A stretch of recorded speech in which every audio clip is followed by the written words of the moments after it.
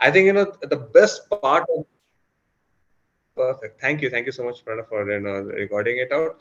And this is one of the good part that I've seen of a post-COVID situations. COVID has been tough for all of us, but one thing that we have all learned is getting connected virtually. And this meetups like this, really shows us, like, offline meetups we are stringent with the amount of count that we have and all the budget. But this an online meetup Saturday morning in India and across the world, I think it's amazing to see so much of people still joining. I think 350 stations that we already have almost, and we hope that people are joining at that much count. But anyways, I think good morning everyone, and thank you, first of all, thank you for joining us. And we have exciting agenda today. We have exciting people. I think you all are seeing many of them already on camera right now. We are super excited for this meetup. We are going to be having lots of discussions, lots of networking, lots of connections that are going to be made, and really looking forward to it. And to start with, let me introduce myself. This is Sujan Datta. I have almost 11 years of experience in this IT world, almost 10 years into ServiceNow. Have been hosting this Pune meetup for almost 5 years right now, and just excited with all this new content. We have new, like, content this time. And just to keep you all aware, we have a couple of surveys at the end. Please stay tuned, please fill it up, because there are some goodies that are going to be shared out by ServiceNow exclusively for answering those surveys. So don't miss them at the last. Okay. And again, I think it's almost 4 minutes into round. So Anubhav, I will let you drive the first session that we have. It's all there. I think Sarah is the co-host that Yes. we have.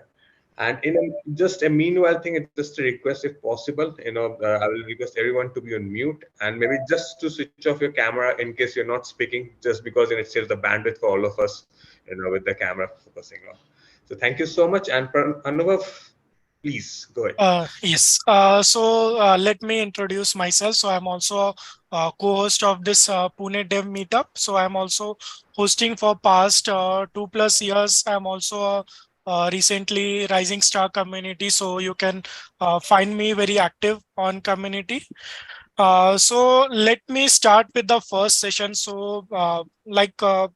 First session will be taken by Sarah. So when means the reason I reached out to Sarah is like we are using ServiceNow community for long, but there are so many things people are still not aware of, or maybe needs more details. That's the reason, like, we are having Sarah here, who is running the ServiceNow community, who will be able to spread that awareness or something new coming up. So Sarah, let me know, like, do you want me to take it one by one topic, or should I just call out all those points and then you want to start? Yeah, so I actually have a deck that I'd like to share, and I have prepared some responses to the questions that you provided. Okay, then Sarah, you can start so that we can cover. Yeah, thank you, Sarah. Hand over to you. Okay, cool. Thank you.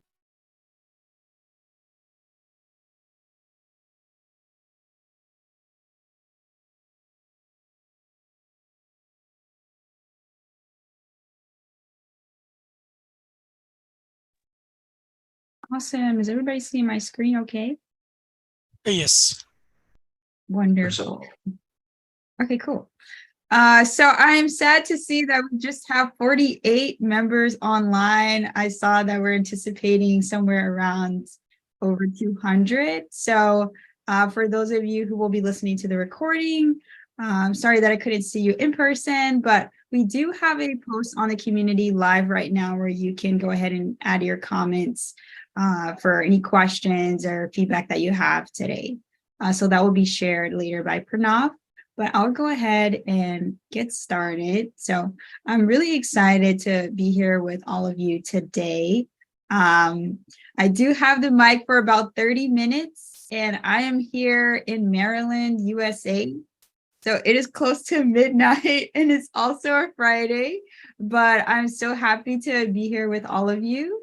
As many of you know, a lot of you are currently in your Saturday morning. So I'm going to try to be as energetic as possible. But just know that this is a little bit late for me. So I may not be as energetic as you normally see me. But a few things I'd like to share.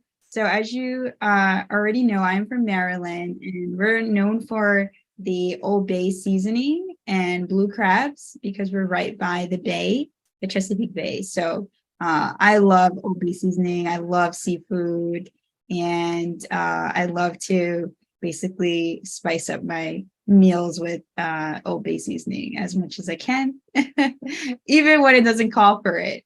Also, too, I started as a ServiceNow customer back in 2017 with the company that I was interning with. And then I officially joined ServiceNow back in 2020 at the start of the pandemic. And here I am in 2023. I am community program manager specifically for our Rising Star and MVP programs.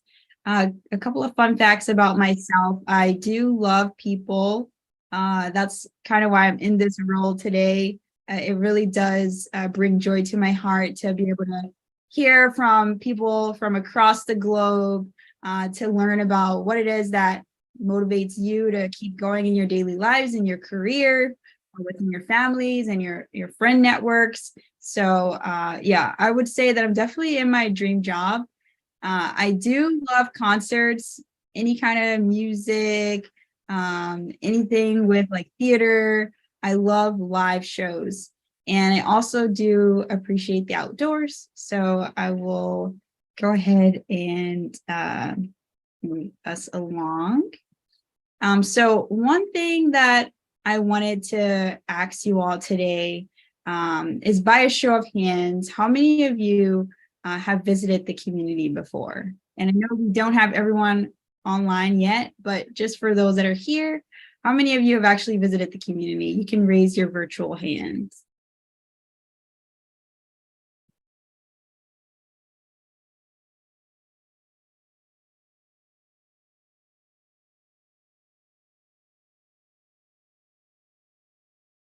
Nice. I see we're approaching 10, so that's cool. 11. That's awesome. So I'm glad to see that. You all can put your hands down now. And how many of our rising stars are MVPs, former MVPs? How many of you all are here today by show of virtual hands?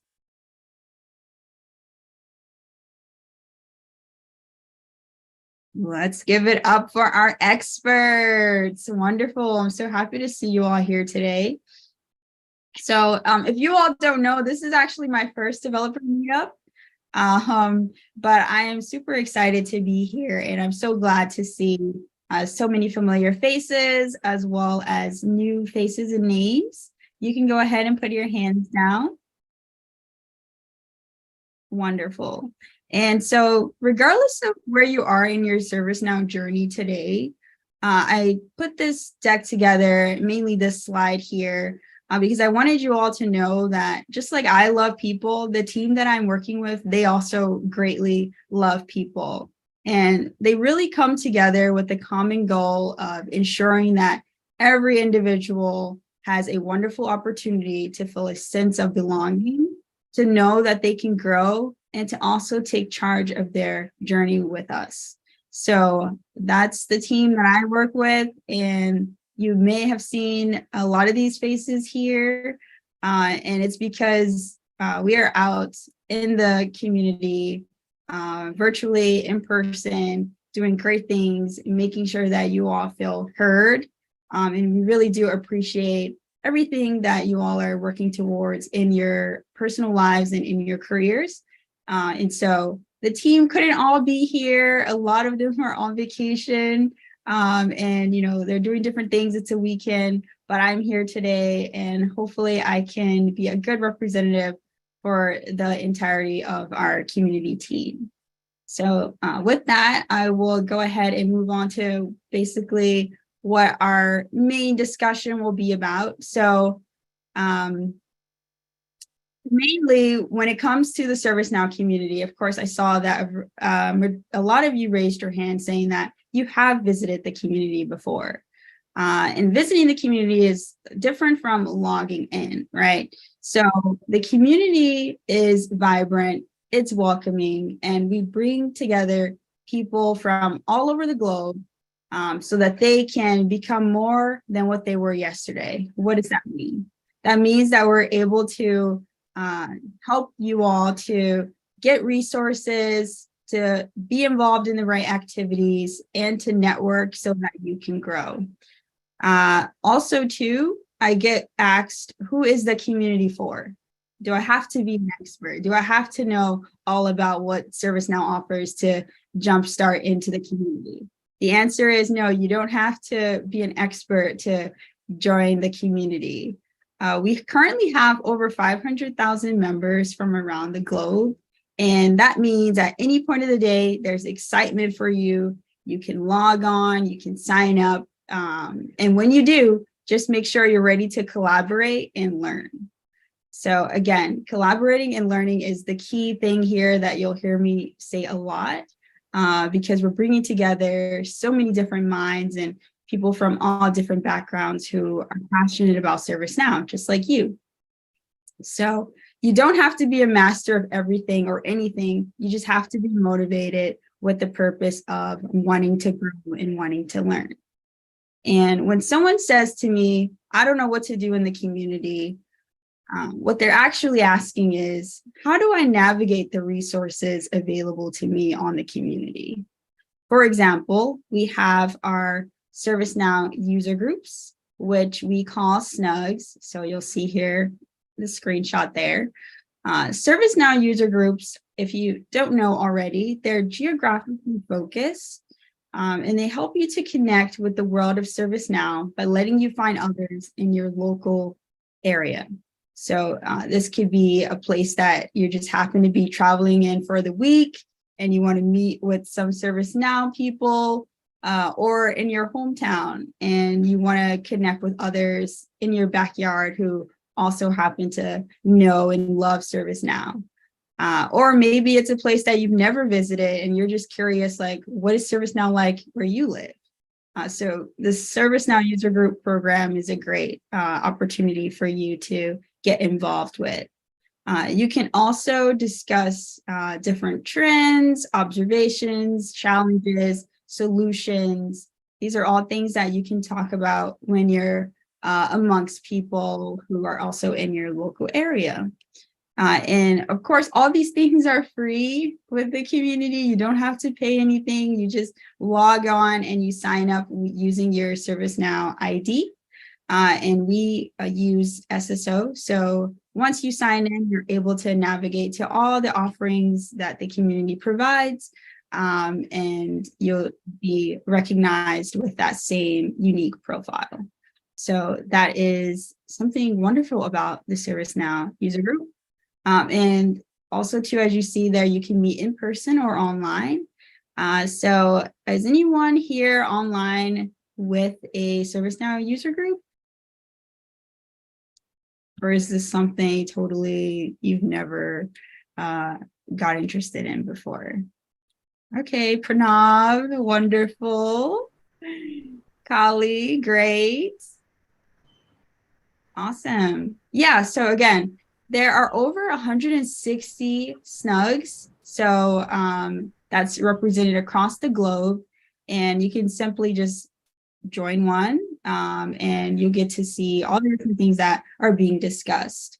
And I highly recommend that, especially if you're like in transition in your life and you're moving to a new town, or you realize that all your friends are somewhere all at once and you really just want to get connected, then I highly recommend that you start using the ServiceNow user group, because it'll really connect you, and people have said that they've made lifelong friends. So definitely recommend that.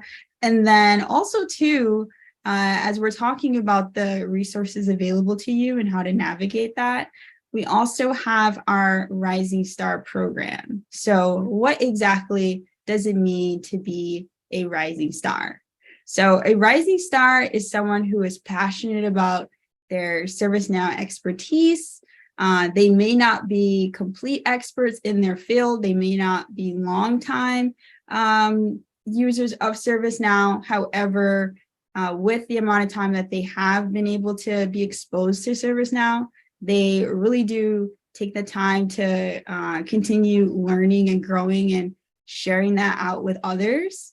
You literally can join the community for like a month and maybe participate, like, let's say 3 times a week. And it doesn't have to be every week, but any sort of contributions that you're making on the community, whether you're asking questions or answering questions or following events, listening to podcasts, anything like that, that is showing that you're actually interested in ServiceNow and what the community is offering, then you're on your way to being a rising star.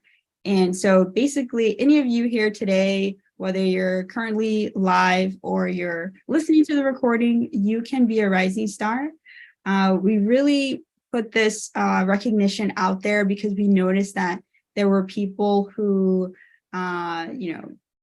showing that they really care about ServiceNow, they care about the community, they care about learning more, they acknowledge their challenges, but they still were not in that top contributor rank.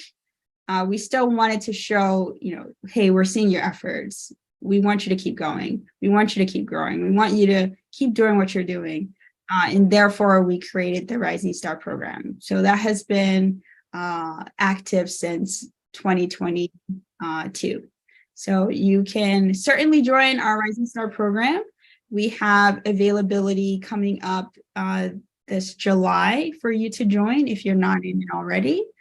So you saw a few of our rising stars raise their hands today, but if you would like to be a rising star, or you know someone who is showing what I described before, which is basically being active in the community, being active in their networks, then giving back to others, then of course they can qualify to be a rising star. There is no one pathway of what it takes to be a rising star. It's simply your motivation to want to keep growing, keep learning, and that's what makes you a rising star. So feel free to go ahead and nominate yourself or someone else if you feel as though they would make a great rising star. So all that information will be available starting in July. So in a few days, because the nomination window will be opening then. And some of the benefits of being a rising star, it's a great resume booster. The name, it's in the name, right? A rising star. So you don't have to brag about yourself because the name brags for you. And also too, it gains you credibility within the community because you see that badge there on the right, this badge here, it gets displayed in your community profile when you're logging different replies or answers or questions or anything really, you'll see that badge there and the name Rising Star. And we currently have 120 Rising Stars. So, and we're looking for that number to grow after the end of July. So that's a whole new network of people for you to get connected with who are also passionate about learning and growing within their ServiceNow journey. So wonderful. And moving on, so a lot of times people also ask, okay, what can I do within the community? Like what activities are really there? So community has grown a lot from its humble beginnings starting in 2015. So as I mentioned before, we have over 500,000 members, and to accommodate everyone, we know that everybody has a different way of learning. Everybody has different interests. There's so many different platforms out there, not like related to tech, but just even in the social world where people are finding new hobbies and talents and just really deep diving into the world of learning. And so one of the things that we have done here at ServiceNow is provided a space for podcasts. So podcast gives you an opportunity to learn directly through just listening, right? You can be cleaning in your house, you can be in your backyard if you have Wi-Fi, you can be on a morning run, and you can listen to experts break down exactly step by step what needs to be done or what worked for them, or just simple advice as it relates to ServiceNow in their journeys. And that is something incredibly valuable. And our podcasts continue to grow. So you can see here, the screenshot right there is an opportunity for you to learn more. And again, in that blog post, which Pranav will share a link to, it also includes a link to getting access to those podcasts. And also, interesting enough, Chuck Tomasi, who you saw earlier, who's also on the team that I'm working with, he has compiled a great playlist of beginner-friendly developer podcasts that you can listen to, which I find really helpful, and a lot of others have found it really helpful. So highly recommend, even if you, like I said before, you're not really sure where you are in your ServiceNow journey, you don't know if you're an expert, you don't know exactly, you don't really know what you don't know, right? But when you try new things, when you see all that's being offered in the community, it gives you the motivation and the courage to try something new and to believe in yourself. And Chuck, he absolutely loves people. I mean, he has grown to who he is today from the fact that he loves to help others. And so that playlist within that podcast series that he has, it's really helpful, and I highly recommend that you visit it. And I provided a link to that in that blog post, which Pranav will share. So yeah, definitely recommend. Besides podcasts, we have events, of course. We also have blogs, we have articles, and both of these blogs and articles are basically areas in the community where you can hear directly from ServiceNow employees, customers, partners, basically anyone who feels as though they are a thought leader, meaning that they are generating ideas, they're confident in the things that they're saying, and they've really practiced and presented themselves well to be able to go ahead and put out thoughts on paper, to be on community in an audience of over 500,000, just so that you all can benefit and see the different journeys that they have gone through, that they've experienced, and what's working for them, and extract those different pieces and be able to take it back within your own network. So highly recommend that you check out blogs and articles and events, podcasts, of course, as I've said. But moving on, so we also have our MVP program. So MVPs currently make up the top 1% of those contributing on the ServiceNow community. And this has been the case for many, many years. And the interesting thing about the ServiceNow MVP program is that if you talk to any MVP, they will tell you that there is no one specific cookie cutter journey to becoming an MVP. A lot of times, like even at these large events like Knowledge, we get questions like, oh, how do I become an MVP? I'm an MVP, right? It's not necessarily a title that you give yourself. It's more so what the community has given you, right? MVPs, most valued professionals, are very humble in the things that they do throughout the community and also within their networks. And our community, most valued professionals, including the ones that are, not in the program today, but they would count as MVP alum. All of them are very humble and they're very focused on helping others.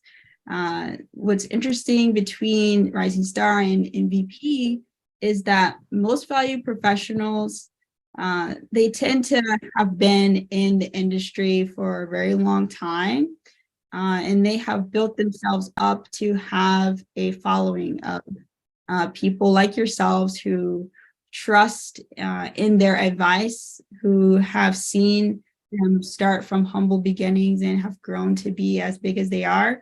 A lot of you who have been with ServiceNow for at least 5-6 years, that Chuck Tomasi actually started out as a ServiceNow MVP as well.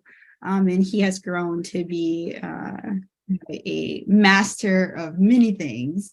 But for our most valued professionals, basically, these are top contributors. So where anyone can be a rising star with our MVP program, you really have to sit back and think about like all the things that you are contributing to, not only within the community, but also in like your personal life as well. So LinkedIn, how are you contributing to the ServiceNow ecosystem on LinkedIn?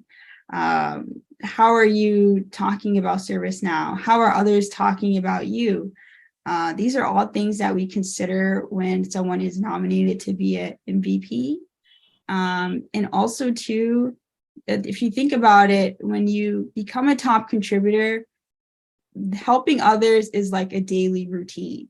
So it's on top of your day job, and it's something that you're volunteering to do. There is no singular journey or recipe to being a most valued professional. But if you do what you're passionate about and you enjoy yourself while you're doing it, you will certainly have the opportunity to be an MVP, whether it's for a year, 2 years, 3 years, 5 years, to infinity. It really depends on your knowing yourself and being passionate, because once you get that title of MVP, it doesn't stop there, right? It keeps going. So you have to have the mindset of a growth mindset, not necessarily a destination mindset, right? Where, okay, I got the MVP title, that's it. You know, you cross your arms, you're done. This is the time where people are going to be coming to you even more, right? Because you have that title and people are looking to you for your expertise. So it takes generosity, it takes humility, it takes patience, it takes flexibility. I could go on with the different qualities, but honestly, if you really want to be an MVP, you know, and you want us to make sure that we have eyes on you, certainly apply, because we look through every nomination submission. And even if you don't make MVP, we do recommend you for our other programs as well. So if you're doing something, you will get recognized. And also too, with our MVPs, highly recommend that you are able to find as many opportunities to meet with them. I know that a lot of our MVPs are mentors. Many of them also attend some of these meetups. And so if you can be in a crowd and have the privilege of being in their presence, then highly recommend, like, you know, just ask questions. They're really open to sharing, you know, the challenges that they've gone through, what they've done, what's worked for them, how they have balanced being a MVP or top contributor, and also on top of their family responsibilities, their day jobs, and other things that, you know, life brings us. So certainly a very esteemed program, and we really do appreciate everything that our MVPs continue to do, whether they are MVP alum or MVPs today. And to apply to be an MVP, the nominations do open in December. So the upcoming nomination for that will be December of 2023, and that will put you in the 2024 class. And for Rising Stars, just again, the nomination window for 2023 will be July of this year. And then we also have another nomination window in December for you to join Rising Star 2024. So that is also a wonderful opportunity for you. In both programs, you do get swag. And so we do want to thank you for that. Now, the last thing I want to mention, and I'm not seeing the time on my thing. Oh, I'm a little bit over my 30 minutes. I guess I'm so excited. But Pranav, is it okay if I just mention Rise Up and then we can move forward with you? Definitely, Sarah. I think, you know, we are having very, you know, informative session. Please go ahead and please do Okay, take great. it. Okay, wonderful. Awesome. Okay, great. So Also, too, I just wanted to highlight Rise Up. So this was one of the questions that was brought forward to me. So basically, Rise Up is a new initiative, and the mission is to bring people together and also to allow them to start a specific journey. We understand that you could be transitioning, meaning that you're coming from a new career, or perhaps you just graduated. The ServiceNow ecosystem is comprised of a variety of people, right? You have people who've been in the industry for years, people who are just now joining. Regardless of where you are in your journey, we do understand that it takes guidance to really get you to where you need to be, right? It's really difficult to do it all on your own. And we know that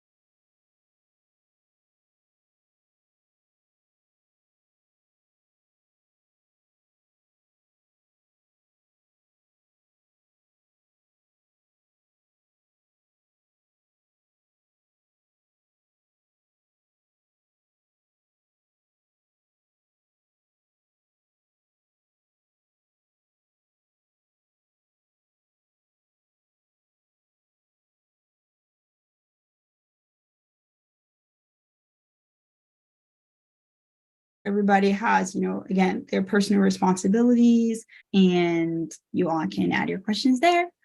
But yeah, I'm so happy that I was able to be here with you all. It's so amazing just to see the wonderful names, faces from across the globe. And I really like that you all are meeting one another like this, because really networking and connecting with others is really the start of a great ServiceNow experience.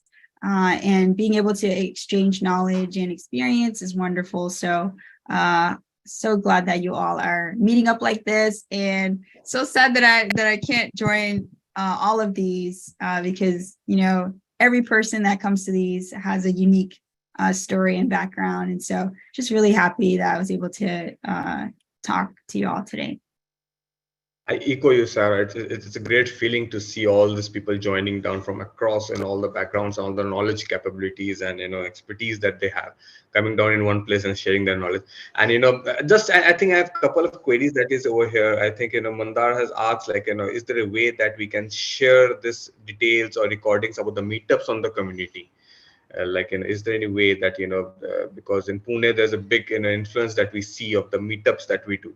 So is there a way that we can share the recordings or details regarding this meetups in the community? Sarah, can I take this question? Yeah, sure. Yeah, so Sujan, to answer this question, like going forward, I'm planning to upload all these meetup recording to our official developer channel so that it reaches out to a bigger audience. That's why I started the recording.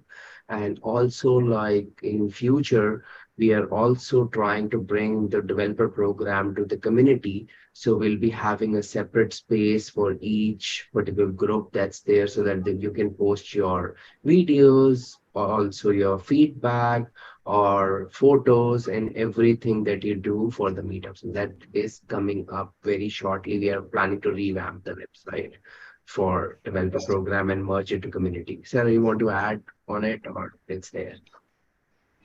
Yeah, I would totally agree with Pranav on that. And also too, if you're interested in just sharing the meetup link for today, you could also do so in the comment section in the blog post that I created today for this meetup, which I'm just going to put the link right here in the chat. So go ahead and write your questions there. And I also see that we have a question from Gaurav, who's been patient. So thanks, Gaurav, in the chat about developer MVP and community programs being combined. So that is something that is in discussion. It is not anything official just yet, but we do recognize a lot of the feedback from people saying that it can be confusing to have two top contributor programs, right? Like, how can we say that there's a group of 1% that is contributing phenomenal work and contributions, but then have another one, right? So it's like, okay, well, is that 2%? Or, then it gets a little bit interesting. So we are having that discussion as it stands today, because we do recognize what a lot of you are saying, which is, if it's ServiceNow, then there should be only one ServiceNow top contributor program, right? And there's lots of benefits that come with combining the programs. And so certainly that is something that is in discussion, but yeah, so that is the answer to your question. But today, as it stands, there is not a one singular MVP program. There's the developer and there's also community. So very good question. Thank you so much. How can we contribute to Rise Up program? Very much interested in it. Thank you, Amit. So Amit is also one of our MVPs. So definitely go ahead and visit that Rise Up forum link there. We currently started our Rise Up event series. So basically there's people from all over who have signed up to learn more about Rise Up, and they're learning about it through an event. So we have Selena Zamora on my team, as well as I believe it's Chris on Now Learning team, who are working together along with Rose from Rise Up. They all are hosting events, and we also have guest speakers, some of them rising stars, some of them MVPs, who are basically doing like a deep dive into Rise Up and how Now Learning is supporting that initiative. So certainly MVPs have opportunity to be guest speakers at these Rise Up events, which have just launched this week.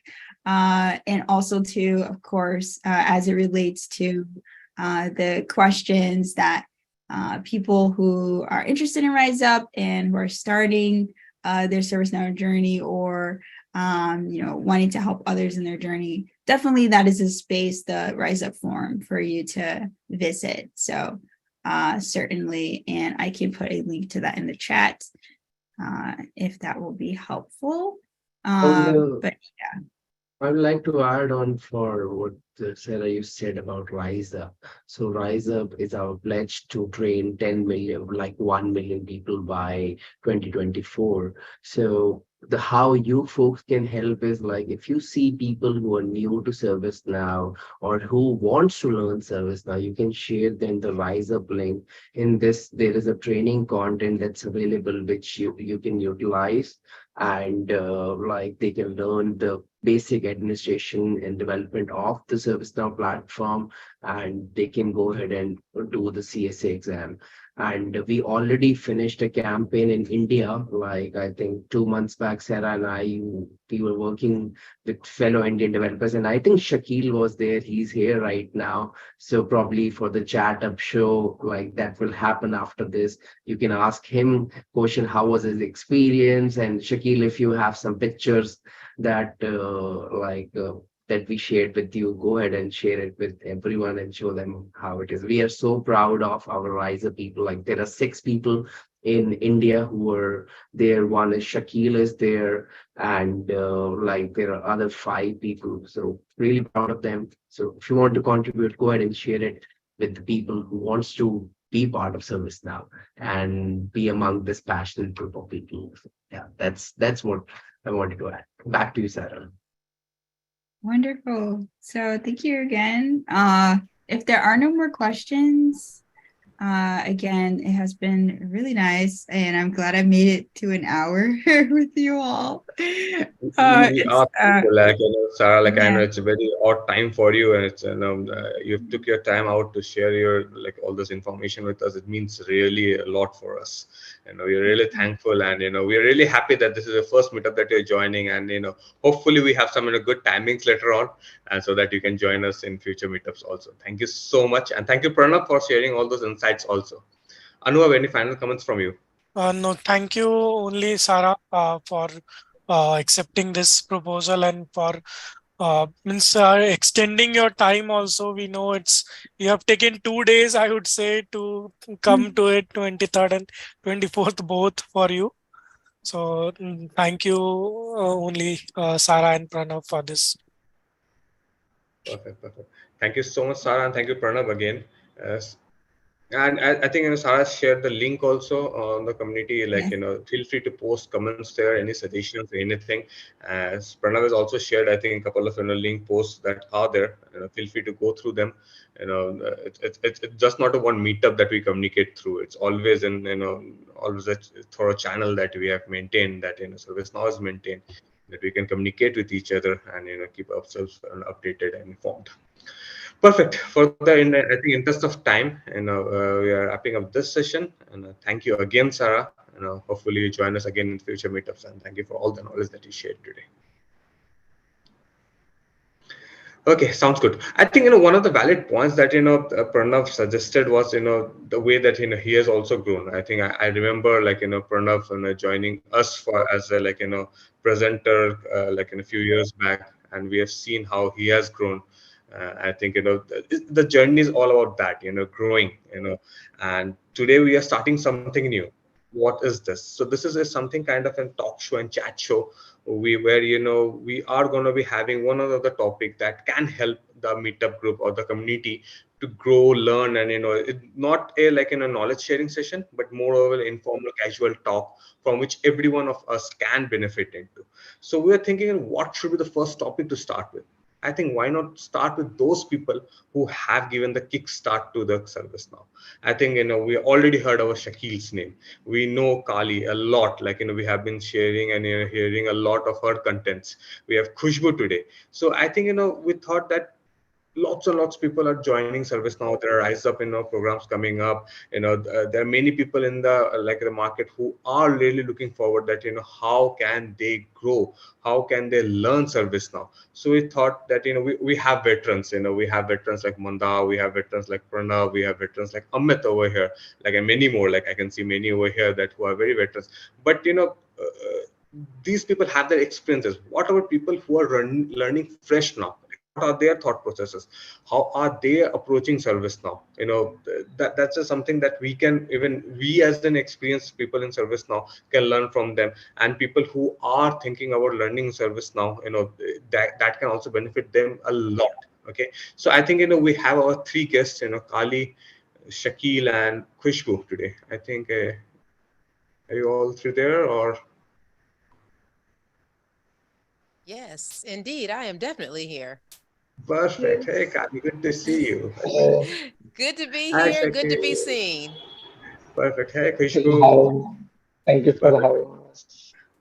Perfect. And before I jump on, I will request that there is a small survey that we are going to be sharing at the last. Please stay till the last. We have some goodies that has to be shared out from service now based on the service that you response. So someone randomly will be chosen from those survey responses, and the goodies will be shared with you. So please stay there and fill up those surveys. It means a lot to us to have those feedbacks. Coming back. Okay, so let's start. Kali, 100 days of service now. We have all been hearing it out. We have been seeing your podcast from those, knowledge, and already a phenomenal journey that we have seen. And we have also been, part of it. You always been sharing knowledge, doing this podcast with us. It has does not been a learning session from you. It has been sharing session from you throughout. What did motivate you? Like what thought process thought brought you into service now? Like why service now? How did you begin? How's the journey going on? And how do you see like a journey in past and coming future that is coming? If you could just Well, absolutely. Well, Sujan, I want to thank you so much for inviting me to this. I have been excited for the past few weeks since you invited me. I'm like, oh my God, I'm going to get a chance to connect with people all the way in Pune, India. So this has been exciting, just the lead up to this. So thank you so much. And all of you, thank you so much for having me. I don't take it lightly. This time last year, I never heard of ServiceNow.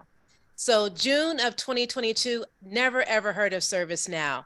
I'm a single mom of 3 children. My youngest is just graduated from high school just a few weeks ago. I knew when I got all of them through school that I wanted to career transition. I was a classroom teacher for several years, and then I eventually became a yoga teacher for several years, and I led international yoga retreats to beautiful places throughout the world. But I knew that I really wanted to have a professional career once I was able to get my children through school. My sister was ServiceNow platform owner. And at that time, they were going through an implementation. And she said, hey, I know that you're looking to career pivot.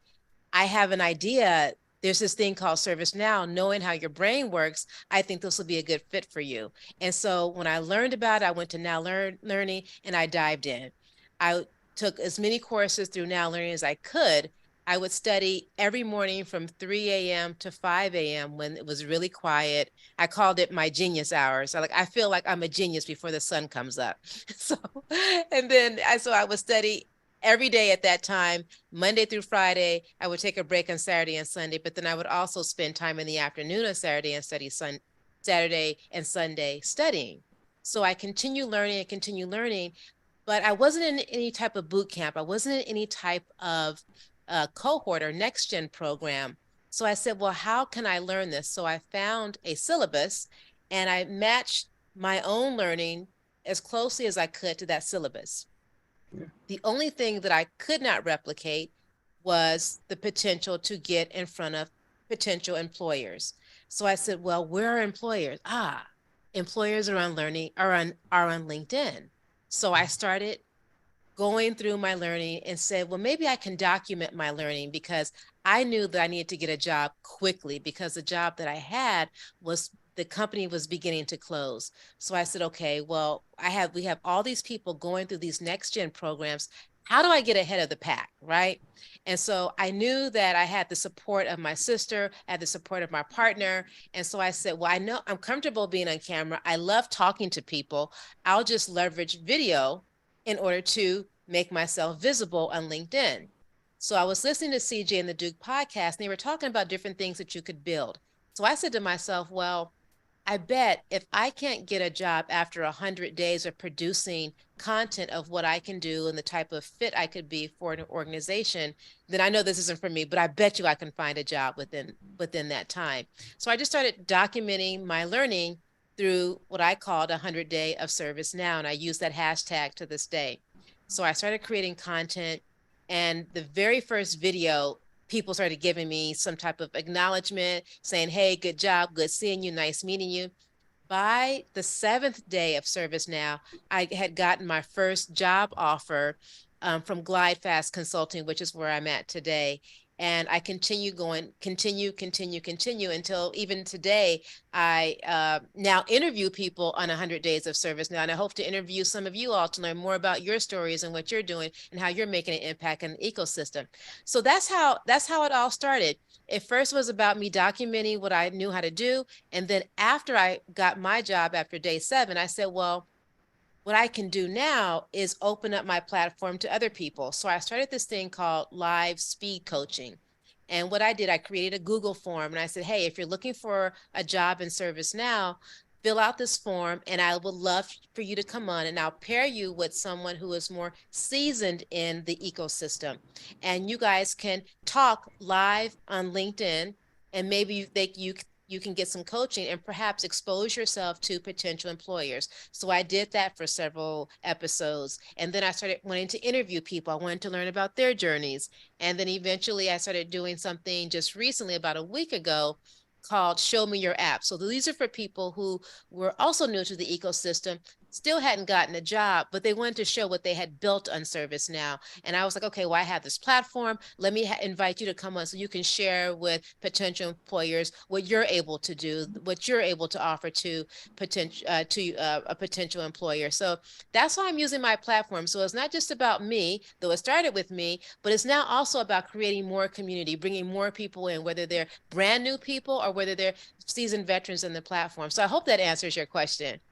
Definitely, Kali. I think, amazing story, to be very honest. And I'm motivated with it that, within 7 days, if you could, land up a job with, Clyde First, I think, that will motivate many people over here, whoever is listening this thing live right now, even in the recording. I think an amazing of a journey. You said about like, certain like, training modules or something, how do you thought about that, which one to target and what to learn, like, because, service knowledge is like an ocean of knowledge, like there are many modules and things. So how did you thought of what to start with? Like, what was the thought process behind it? Yeah. Well, initially, I just wanted to be a really great system admin. And what I mean by when I say that is that I wanted to get an overall understanding of the functionality of the base system, what it could do. What are the main differences between like a client script and a business rule, a UI action, a UI policy? Really understand the power and function of lists, how to use filters, really knowing some of that base understanding, right? Because my feeling was when you can understand that really well, then understanding some of the other things comes a bit more easy, right? So once I got my job with GlideFast, now if you remember, had experience as a teacher. I taught trigonometry, I taught 4th grade, I taught what we call primary school here in the US. I don't know if it's called differently Yeah. in India. Yeah. And then I also had 3 children of my own. So I was brought on to GlideFast as a technical trainer, which actually really worked well for me because it allowed me to firm the knowledge that I was already building, but then learn it really, really well so that I can then teach it to other people within the organization. At that point, that's when things got really interesting for me. And the reason why I laugh is because Mike Lombardo, I don't know if you all know him, he's the CEO at GlideFast. He was like, Kali, you are really good talking. You love to talk to people. I bet you could sell anything. And so that's how I got into the sales side of ServiceNow. So it was a quick transition where I was starting to go in and starting to learn HRSD, ITSM, and then my CEO saw something in me. And then it was also, quite honestly, a more lucrative path for me as well, which was important to me because I have children still, though they're young adults, I still want to be able to support them and provide a good lifestyle for them, keeping in mind that I've been a single mom for so many years that I was really living a very meager lifestyle. And I wanted something that would be a little bit more comfortable and then also to be able to provide a bit of a nest egg for myself later on. And so I made that transition a couple months ago into the sales side of ServiceNow. To answer your question in terms of what to focus on, what someone told me, and this is what the rule that I follow is, focus on something that you're interested in. So I started talking to all the people in the organization of the various pods, like the HRSD, ITAM, all CSM, telecom. And then I was like, okay, I think I like HRSD, but I also need to have a foundation in ITSM. So that's kind of how I chose what paths that I would study further. Perfect. I think you answered very correctly. Like, it's about two things: choosing what you interest on and choosing your superpowers. Like, you have a superpower of, amazing talking and, presenting and, teaching out the world, showing the world that how it has to be done. And you mixed it perfectly with service now. I think this is what, we should be learning from you is that, everybody has that power in them. It's just about identifying along with your interest and driving it. I think, Kali, that's really, really helpful of sharing you. In case you do have any links that you found, useful and, beneficial, do share with us. I think that will be beneficial for us. And I think for interest of time, I'll just keep you hold while I, connect with other guests, and I'll get back to you with the rapid fire round that we have scheduled. Thank you, Kali. Definitely. Yes. Thank you for having me. Thank you. Hey, Khushbu, are you there?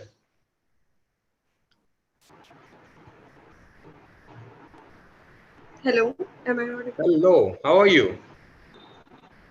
I'm good, thank you. How about you? Doing good, and really feeling good, and really honored that you joined us and share your knowledge and your time with us. It really means a lot. And I think, another success story that we all see, Khushbu. Like, I will speak less over here. I'll let you speak, let your journey, driven through your voice. How has been so far? Like, why service now? I know you have been, being an intern, starting from fresh. Why service now? How did you learn service now? What motivated it, and how you're seeing your journey like going forward. Thank you so much. First of all, I want to say thank you so much to Sujan and Anubhav and entire team for giving me such an amazing opportunity to introduce myself in front of amazing techies. So thank you so much. Hello everyone. All Good morning. How it's going? So my name is Khushbu Kabra. Currently, I'm working as an associate software engineer at Hexaware Technologies. I have completed 1 year in ServiceNow domain, and it's my total experience also. Uh, Earlier, I did internship in various domains like quality assurance engineer and web developer associate during my bachelor's.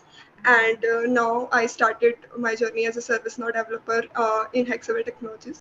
So the learning path which I followed is like the career journey which is present in the Now Learning. I started from there, like as Kali mentioned, like whatever topic which you felt interested, start from there. Like I started from developer path. Anyone wants like admin, implementer. There is a very systematic path which I saw in the Now Learning. So it helps me to get the systematic path, and like it also helped me to get full-fledged knowledge of the platform and the entire features.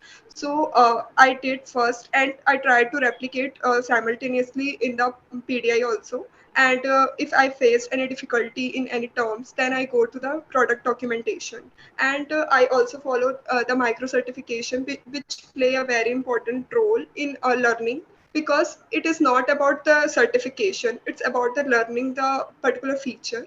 So I followed this, and if I face any difficulty in learning the terms or maybe any technical challenge, then I followed YouTube tutorials and also the articles and blogs in the community. It helps me to get the full-fledged knowledge of the Now Learning platform. Then I started with the share project. I weekly explored two shared projects, which is in a share site of the now learning. So it helps me to know about the custom thing which we can develop on the top of out of the box. So I saw the people are posting their projects in very simple manner in the like small UI action, or maybe some interesting widget. I found very interesting stuff there in share site. It helps me to learn the customization, which is really possible in very small use cases, which help me to automate the things. And I also adapted this in my projects, in my work, and it will also help anyone in the future with their project. So follow this the share project. And on monthly basis I targeted one store application which is out of the box present in the now learning platform. So like any application like uh, service bridge, anything whatever you like. I just gave an example, or any platform feature like UI builder, workspace, which are not the part of your project or maybe client requirement, just because you are curious to learn more and more. So I followed this on the monthly basis, and I gave 45 minutes daily in the community only the purpose of contribution. So it helped me to get deep dive in my skill set. And to second thing, I learned from there, like it is builds my debugging skills, getting strong, and also the different type of use cases which people are using, and also keeps me updated with the new features which are upcoming features, because I register with various upcoming event which excites me more.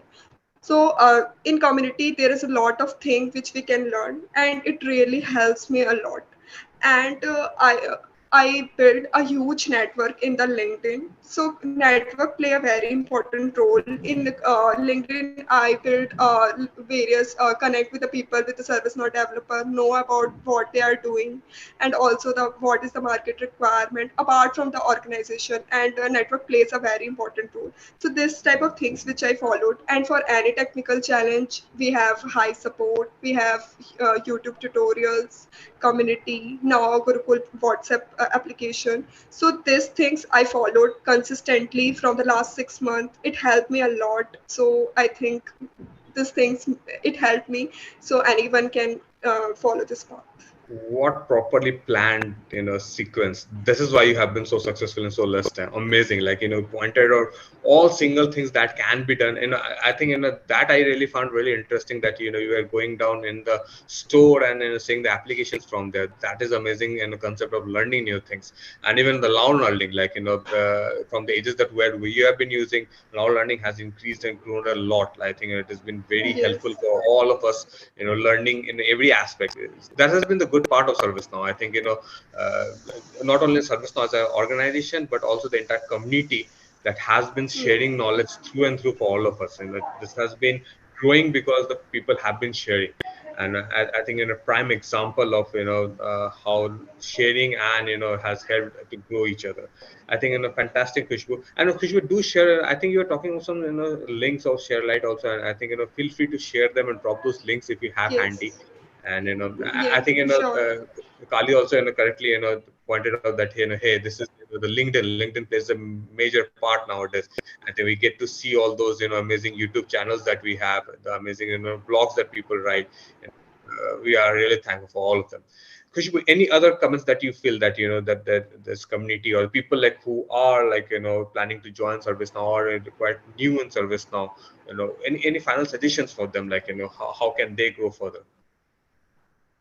So, like the the most exciting thing which I liked about the ServiceNow is we can automate anything, any business workflow, and also it's a curated experience. It allows to create curated experience with its low code, no code feature, and also we can innovate anything at light speed. So this excites me more. So I think I followed this path, and I think anybody can follow this path, and it will really help. Correct. Correct. Thank you so much, Kushbu. I think, for the interest of time, we'll get back to you again for the rapid fire, and I will jump on to our next guest, Thank you so much. Mr. Shakil Sheikh. Would you like to rise up? Yes, I want like everyone to participate in Rise Up program. And Definitely. I think, it's really great to talk to you. To be very honest, I've been following your success story very closely. It has been amazing, just been amazing. Again, what has, prompted you, like, and, getting a service now something, else, but, the way that you have grown in service now, what has been the thought process? Like, what motivates you? Like, where do you go when you think of learning at something? Like, what has been the thinking, what has been thinking that you see in future for yourself?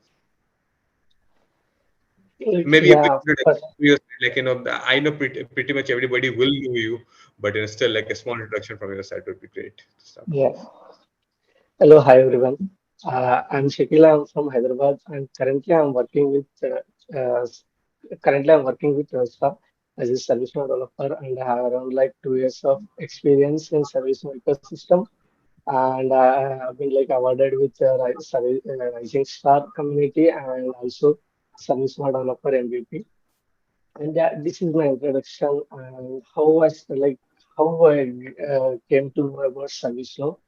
And first, like when I was in when I graduated, when I was in third year of my when I was in third year of my BTech, the pandemic has started, and I spent a lot of time with my family, and I thought I need to do an internship, and I have like multiple paths. Have like first I have two paths. Like one is multimedia, and another one is like IT.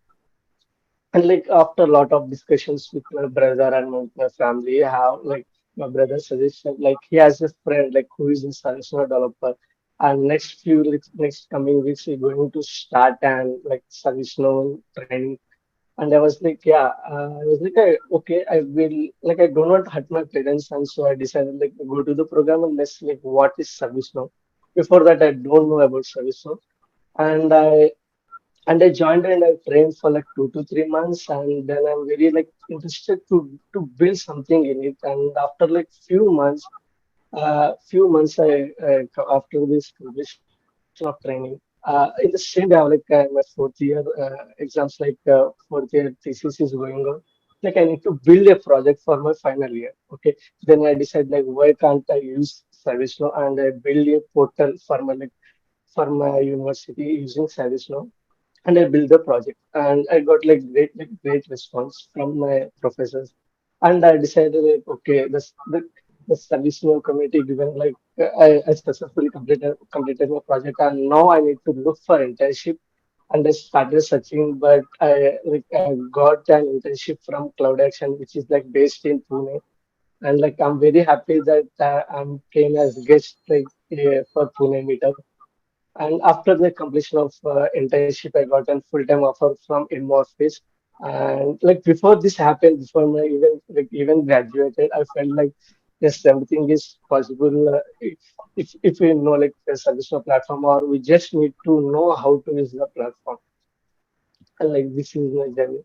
And after joining Infosys, I was like, okay, it's going properly. I'm learning on ITSM module, and I came to know on LinkedIn that we have one ServiceNow mentorship program is going on. Like ServiceNow are having like lots of programs are there like mentorship program, uh, community rise up, rising star, and ServiceNow developer, and Hacktoberfest, and like just like we have like meetups. And yeah, like I participated, I applied for meetup, and I applied for okay. When I applied for mentorship program, my mentor is like Ishanshu. I'm mentee and he's my mentor, and he really guided me. Like I'm little bit now also I'm like little bit worried like in front of camera. This is my first uh, as a guest. He told me like Shakil, keep it simple and you can do anything. And he asked me like what module should learn. I said like, yeah, just I don't run any modules just because it's my fresh in full time as a service developer. And just I'm learning a little bit on developing little bit on ITSM module, like using ITSM module. He said like, okay, yeah.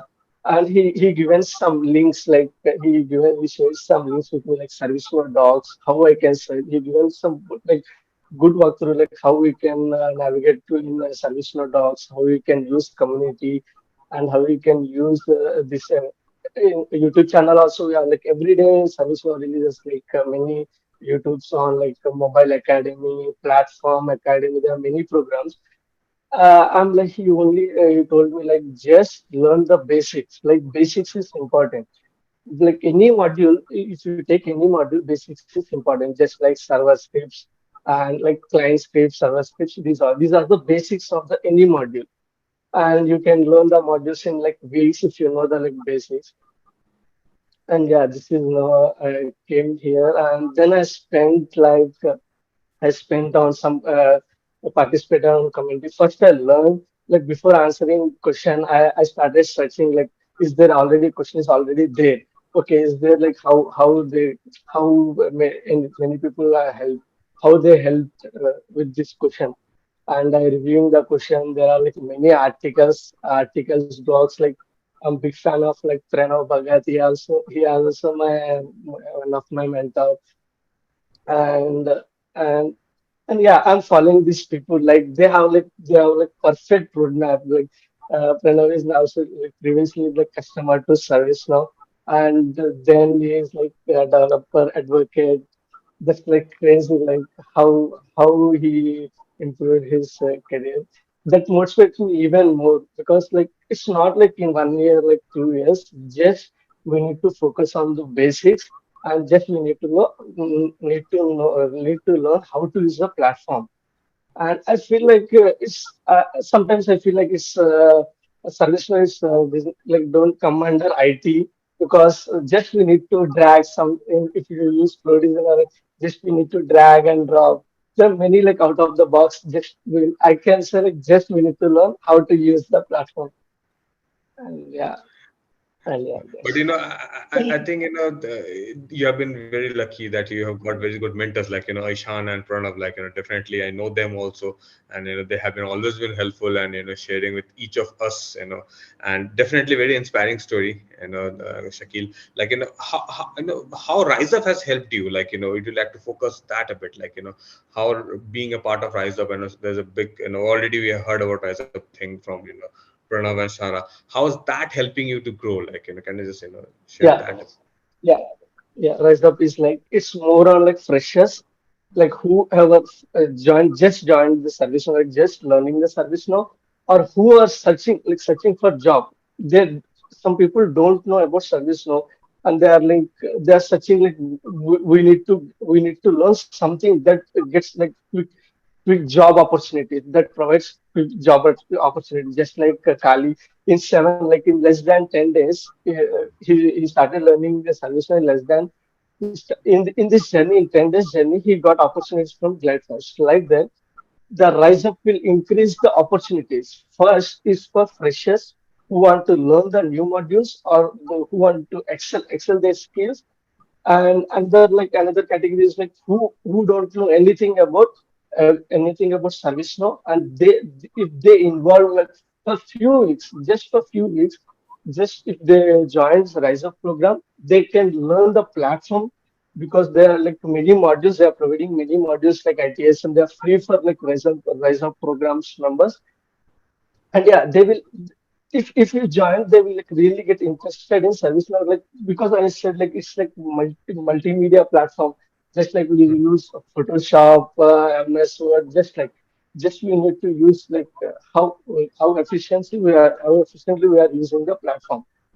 And like service now like taking the great initiative. Like they are like in 1 to 2 years, they are like millions. Like they are like millions plus people. They want to train them.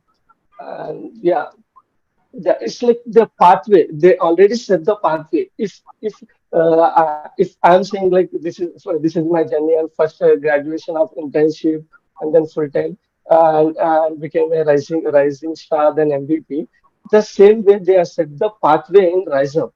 If anyone join that one, they can see the whole path. Like what is there, like what is next month, what we are getting, like that. Correct. Correct. So, I think, Shakil, these two initiatives have been really, really good for many of us, like, the mentor mentee and another's rise up. Like, I think these initiatives have been phenomenal from ServiceNow, like, and this has really helped many of us to grow. I think, I mean, one point that, I really found is that, you were talking when you were like in third year of, in engineering degree, I guess you started learning ServiceNow. That is also a knack that I have been seeing a lot, where, like, people who are still studying, in the diploma courses or like in degree courses are already getting into service now. And, this is across India that I've seen a culture. And I think, as a senior, as a mentees, like, mentors, like, I think, feel free to, motivate such students also in future. If you know mm, someone who has that potential to, grow in service now, feel free to teach them out. And it's just about, growing that community. It's just helping and, sharing with each other. That will eventually return back. Like, as I always say, like, sharing is just not making others grow, you are making yourself grow too. I think an amazing story. I think, Shakil, I still remember your poster in Knowledge 23. Like, and I did not attend, but I still remember that pic that was there, and that speaks your success story. And this is the thing. Like, we have three amazing guests. You three have your own, like, plans, and you had your own way of getting, successful. But, amazing. Like, and I hope, like, all of our participants and whoever is, listening this in future, meetups, recording, like, and I hope you get inspired and get learned. And I know we have limited time. I know I just have 4 minutes, I know, to, continue here. Feel free to connect with them on LinkedIn. I think, they will always be available to help you out, to connect and guide you. It's not about the people who are new to service now. Even people like me, like, I will be more than happy to connect and ask them, like, hey, Shakil, or hey, Khushbu or Kali, I don't know this, kind of help me out. So feel free to connect with them, follow them on LinkedIn, and, just about sharing with each other. Okay, so I have the final, 4 minutes with me, and I know I've been overshot, and I think Kali is, I think it's over time for her also. It's quite late for her, and thank you, Kali, again for being so late. But just last in a round of rapid fire that I've kept in, I'm trying to be a good, talk show host. So just, just learning experience for me also. So All right, you're doing great. thank you. Khushbu, are you there? And we will go with a rapid fire, just a round of question for each of you. Just, feel free if you don't wish to answer it out, but yeah, just a thing. Okay, favorite module for you in service now, Kali. Say Which is that the favorite again. module? Which is the favorite module in service now? My favorite module is definitely ITSM. That's the foundation. Perfect. Khushbu. I had worked on only ITSM, so Okay. Okay, and Shakil, yeah, I will go for ITS. ITSM wins. ITS, Perfect. ITSM, sorry, I missed it. yeah, ITSM, ITS ITSM only. module. Oh, perfect. Yes. The basics always win. Perfect. Okay. So, who is the person that you look up to in the community? Like, who inspires you most in the community? Name a person like that you feel. Kali, if you could begin it out. I mean, there's several. I mean, I know. Rob Fedoric, CJ Wesley, and Chuck Tomasi. Oh, perfect. Khushbu. Mark, Chuck, Perfect. Shakil, if you wish to name one. Yes. Ishan Sud. Perfect. Okay. Oh, you Now know what? this. There's someone that I forgot. I have to mention his name. Gara from SaaS with ServiceNow. He's one of the people that I started following first, and he was the first one that I could really understand like how ServiceNow actually works. So he seems to be like, I can't really find him, but he is someone that I absolutely look up to. Oh, fantastic. I think, people note these names that they just spoke. Connect them, follow them. I have almost connected with each of them, are the fantastic people to connect and learn from. Next query, next rapid fire question for you. If you were to decide a name of a ServiceNow version that is coming in future, like we have Tokyo, we have Anota coming up, okay, what would that be? One name. Maybe anyone, Khushbu, to start with. Shakil like or you Kali. want, Sorry? you want India. like, oh, Sorry, Shakil, I missed your answer. Like, is it Yeah. NASA is like India. India. India? India I will version of prefer India. ServiceNow. Perfect. Yes. Ali, what would you choose if you have You that, know, superpower with you? Absolutely. I'm in the city of Los Angeles, but Los Angeles is Spanish for City of Angels. So that's what I would Yes. like it to be. City of Angels. Oh, fantastic. Khushbu. Uh, it should be like I liked Oreo, then it is a Oreo. Okay, Oreo. Okay, fantastic. Okay, okay. So suppose the next rapid fire question is, suppose a genie comes up and gives you one wish to choose between any of your mainline certification or an MVP tag. What would you choose? Ooh. What would you choose? Oh my God. Just one wish to follow. You know, the genie is here. What did you choose? Any of your mainline certification that you wish or to be, or like an MVP tag. Shakil, to start with you, maybe on Yeah, reverse order. I want to keep my MVP tag with myself. MVP tag, okay. Kushbu, I think not both. no, the genie can just fulfill one of your wish.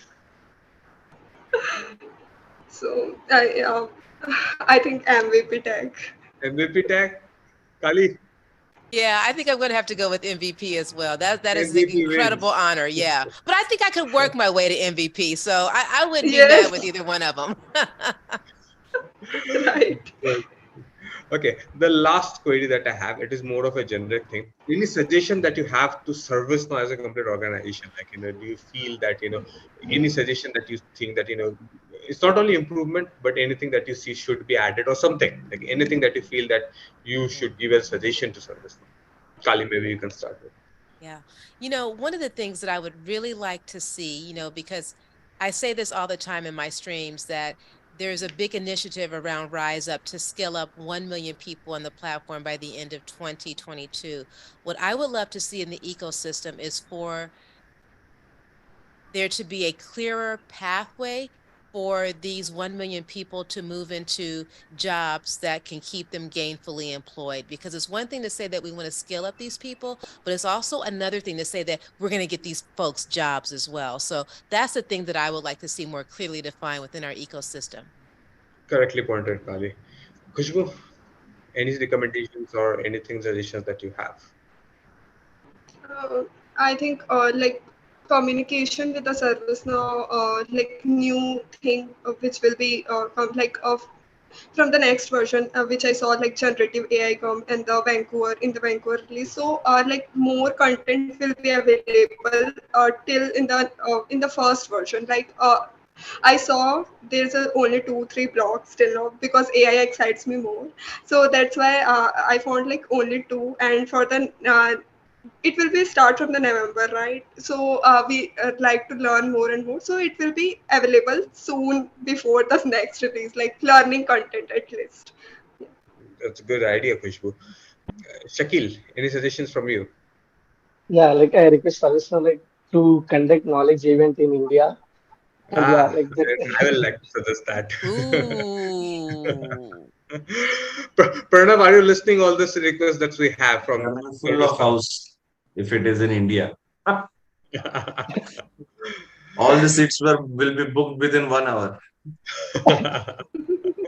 Correctly pointed. I think in India we have lots of interest in learning service now, growing with service now. Perfect. I think with the interest of time, I'll just wrap up this session, and a big thank you, Kali, Khushbu, and Shakil. It means a lot that it's not only just about your time, but you have inspired us. This session will inspire us since long. Three different successful journey, and we wish you all the best that you learn more and grow more in service now. And I wish to see you all back in the meetups with some other contents, sharing more knowledge with us. But for the time being, a big thank you, and we are obliged with all your time and knowledge sharing. Thank you so Thank you so much. much for having me. You all have a great weekend. Stay dry. Bye. Thank Thank you, you. Kali, and thank you, Krishna, and thank you, Shakil. Thank you so much. Perfect, perfect. I think we all had a very good networking session and knowledge sharing sessions already. But there's something that we should always prefer. Sharing the technical knowledge, and I think we have got an expert today. Tapas, are you there with us? Hey, hello. Yes, I'm here. I was How are just, you doing? I'm doing well, and thanks for a great host I'm talking to. I'm obliged and thankful that you're taking a time out on a Saturday morning and sharing your knowledge with us. Means a lot. I think Tapan has a very good and interesting technical session with us. I will not consume time. I know I have overshot a bit of more time. So Tapas, please go ahead. The mic is all yours. I think you will need rights to share your screen. Yes, I think I have that already. You have it? Perfect. Yes, Perfect. I have The that mic is all already. yours. Yeah, And, great. people, please feel free to post your queries on the chat. And yeah, just to remind, we have a finally we're going to sharing a survey link. We have a good query planned out by ServiceNow that will be shared out based on the responses. Anyone randomly will be chosen there. So please be there and fill up the survey after this session. And Tapas, please go ahead. Yeah, thank you for that. So it was a wonderful session so far, and I started enjoying it. This is the I have attended few more, but this is looking special because we have wonderful guests like Sarah, Pranav, and Kali, who has shared their experience. And I think this is the time for me to deep dive into one of the topics. The topic is software asset management. I think most of you or some of you would have heard about this. But what I have is because I will also look at my time and just let me check how much time I have. I think the time is around 30 minutes, but I will try to cover the things. I No, prepared it's for the perfectly fine, Tapas. Like if you need in a couple of moments, I think we'll more than happy to learn from you. no worries. So, but I will try to keep it precise. And one more disclosure before we move on. All the things that I am presenting, even I have also learned it from the Now Learning. Okay, Now Learning is the place from where I started learning all this content, and then I try to summarize it, and I'm trying to present it here. So that's what I'm trying to do it here. Okay. And when I say that, so I'm going to start with a quick introduction of myself. So currently I'm working as a practice manager in the ServiceNow, and my journey with ServiceNow is also amazing so far. And what total I have around 15 years of experience. And when I talk about this 15 years of experience, close to 9 years is with ServiceNow. Started as a admin implementation specialist and developer with Unisys Corporation. And right now I'm leading a team of around 25 members who are situated globally, and total 120 member team where I'm working as the platform architect and the practice manager. And when it comes to the different modules that we have implemented almost all the basic as well as the advanced modules. Started with the ITSM, then the ITBM, and also the hardware asset management, software asset management, performance analytics. If someone asked me the question, Susan didn't ask me that question, okay? Which is your favorite module so far? Then software asset management is my favorite module, including the few other concepts like the hardware asset management and the primarily the item space, the IT asset management space. Even I have a book published for on that, which is available in Amazon.com as well. So why this module is more interesting and why it is something that I always look at as the core part of any organization when they look at saving the cost. Now, the market, if we look at, everyone is almost all the organizations, they are trying to save the cost. They try to save the cost in terms of software, hardware, travel, hike, by the way. Okay. So, but when you look at these cost saving comes, they need intelligent tools to help them. And in that area, the ServiceNow software asset management is the right fit. What does it do? It tries to give a quick overview of the entire business, what is currently available. Okay, let me rearrange the taking it a little out. Okay, so what is SAM and what does it do? It systematically tracks and evaluates and manages the software licenses, compliance, and optimization, and also helps to orchestrate the reclaim process of the unused software rights, which has been purchased or has been installed in one of the machines and not been used proactively. And it includes the cost and budgeting strategy and decision-making processes in the acquisition, use, and disposal of the software resources, whether it is internal, external, on-premises, or in the cloud. Mark this one. This is very important because internal, there are a lot of software that has been installed and consumed. And also we have the external systems, maybe the partner systems, customer systems, and other systems where it has been installed or has been given as on a rent or lease program, and also on the cloud, because most of the assets now moving towards the cloud space. What are the different softwares that is there in the system or in a business organization? To talk about some examples, we have the operating systems. We have the Windows operating systems, we have the Linux operating systems, and there are so much Solaris. There are so many different types of operating systems that is available. Also have different types of database, starting from Oracle to SQL Server to MySQL and so on. And also a variety of applications. Those applications could be for the internal use or has been installed in some of the other systems. For example, we are talking about the monitoring. Then some monitoring solutions also we have implemented in the customer space.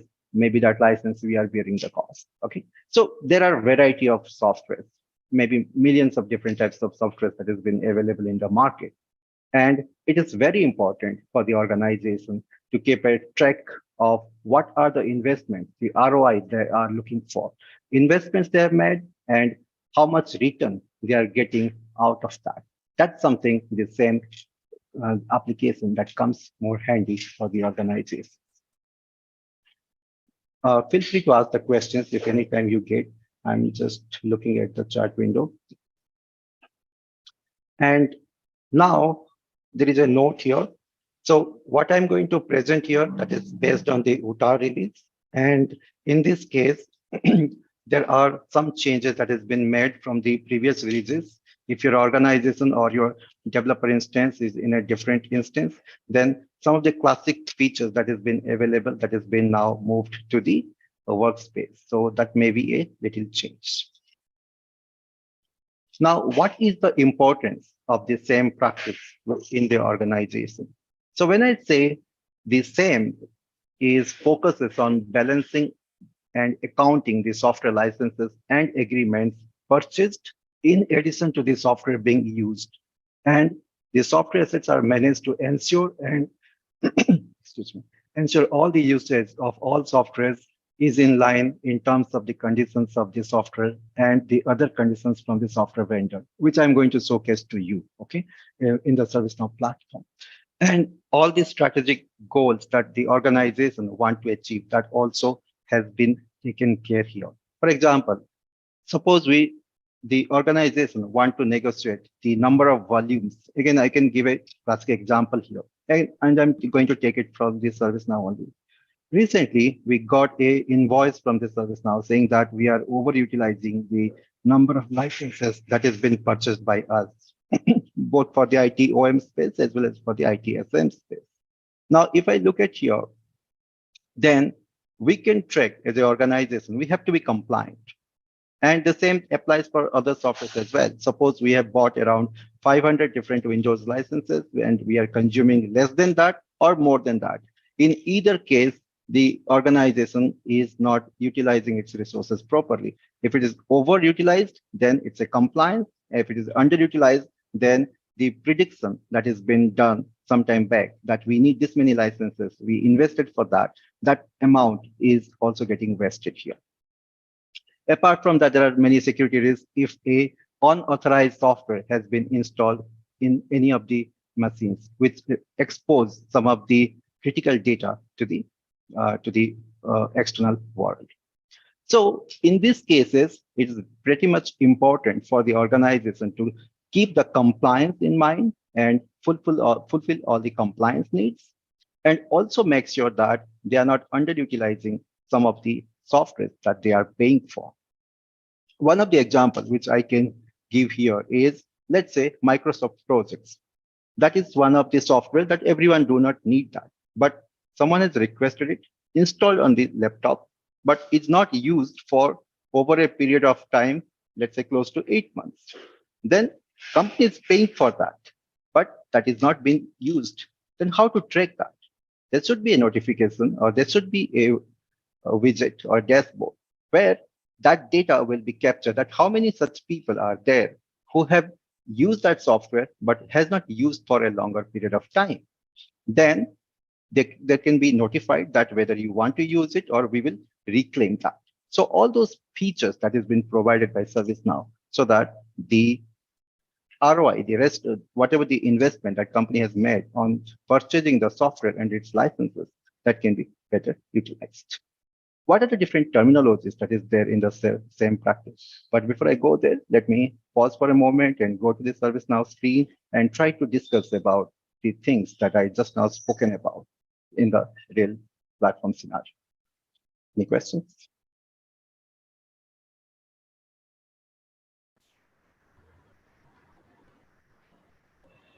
Okay. Let me move on. So, I have already installed the plugin. So let me discuss about what are the plugins that has been needed for the software asset management. So in the developer platform, I'm talking about it from learning perspective. If it is enterprise, then automatically it will be bought. So when we go to the activate plugin, and in the list of the plugins, when we type software, then we will get 2 or 3 different options. So the option that I have installed here is activate all software asset management professional plugins, and I have installed it with the demo data. You can also do the same. And also what I have installed is a software asset management professional for engineering applications.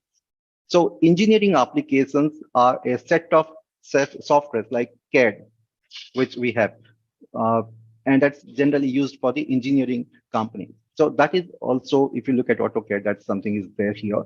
So I have installed both. I'm going to talk about both. Here also what I've done is installed with the demo data. So these are the 2 plugins that has been installed. And what brings to the platform with activation with this plugin. So once I installed this plugin, it given me these tables. So these are the different tables that got installed along with this plugin. Total 211 different. This is again may not be the exact number, but I just searched with Sam and I got 211 tables that has been installed after this plugin enablement. And these are the different tables which is going to hold the data and its relationships, which is relevant to the software asset management table. And one thing you can notice here that these tables are extension of the CMDB table. We know CMDB table is the best table. So CMDB table has been extended for the software asset management practice. What else comes along with it? It also brings different types of roles. And to talk about different roles that got added after the same module has been installed. So okay. So what are the different plugins? Sorry, what are different roles that added with the plugin installation? Let us look at that. So these are the different roles which got added after this plugin has been installed. Again, here also I'm searching by Sam. So these are the primary plugins which has been available, and most widely used is the SAM user, which gives the access to, which gives. Okay, so there are some questions. Let me take that one before I come to here. Does SAM provide the alternate tool asset? Say the asset is being underutilized. Yes, Abhishek, that is also is provided, and also we can integrate with the third-party tools as well to bring that data as well. Just to give an example, we have one more tool which is frequently used in many organizations like Flexera. That also does similar kind of work, but many organizations what they try to do is to have a single window. That means a single dashboard where everything can be tracked, starting from CMDB to ITSM modules to the software asset management related things. That's why what they do is they integrate the Flexera with ServiceNow so that a single platform will be utilized in place of users being going to multiple different platforms. Okay. Can you guys mute? We'll request everyone to please be on mute. Okay, yeah, sorry for that. Yeah, no, that's fine.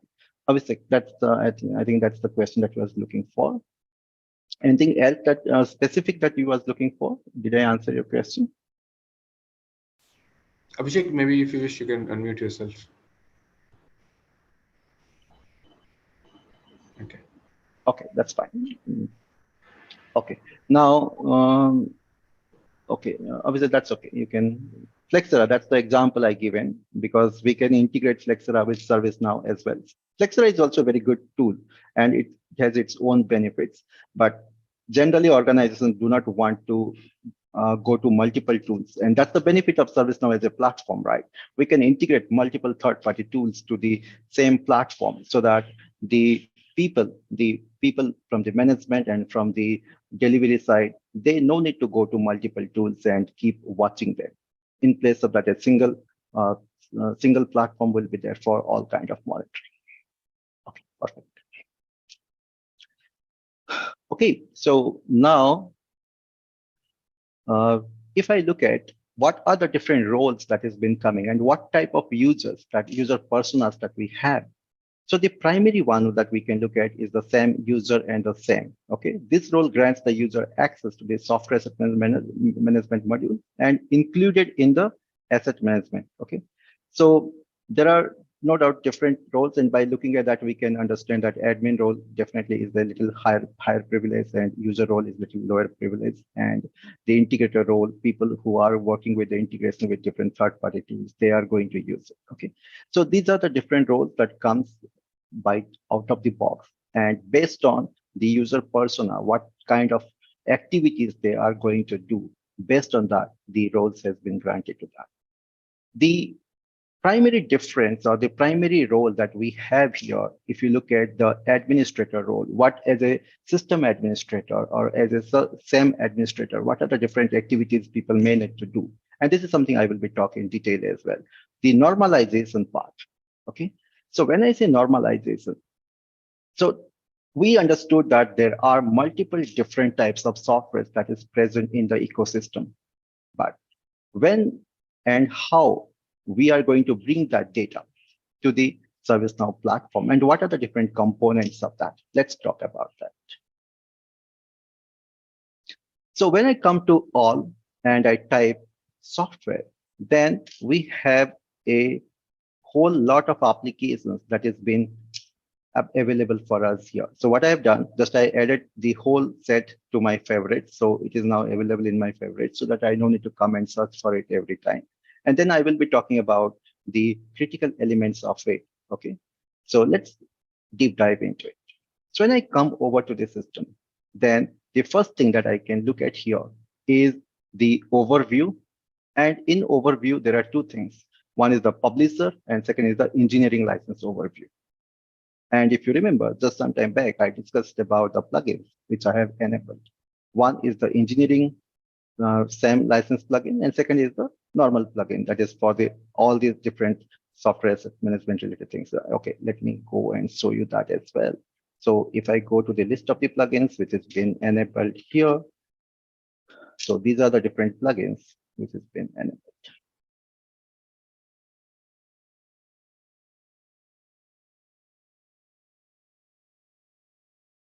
It's there in my PPT as well. So by the time it comes, let me show you that as well. So these are the different plugins that has been installed. First one is Software Asset Management Professional, and along with that, some publisher specific. When I say publisher, these are the companies which are providing different types of softwares like SAP. SAP has a whole lot of different products that has been available. VMware, there are a lot of products available from that. Similar for Adobe and Citrix and IBM. There are multiple products that has been available. Okay, and along with that, the performance analytics content pack, which is specifically built by ServiceNow for the software asset management professional plugin, that is also been activated along with it. And also we have the asset management performance analytics premium plugin that is also been added. And this is a new thing, which is software asset management UI components, because a new UI that has been introduced from the latest releases. So that is also coming over to here. So if I look at here and I just type by, I can just little bit navigate.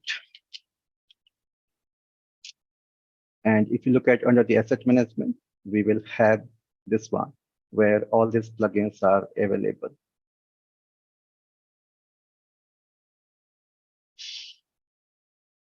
I think let me go for software.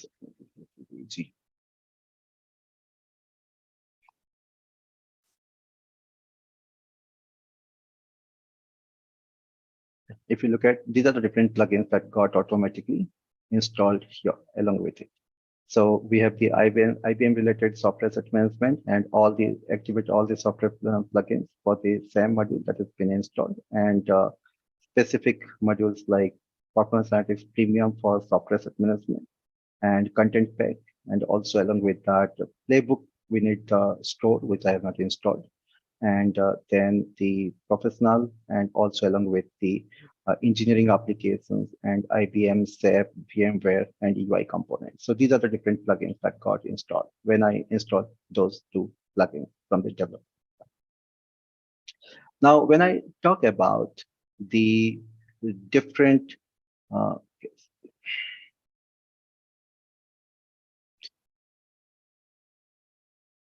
when we talk about the different modules, primarily the overview modules that is coming, what does it provide to us?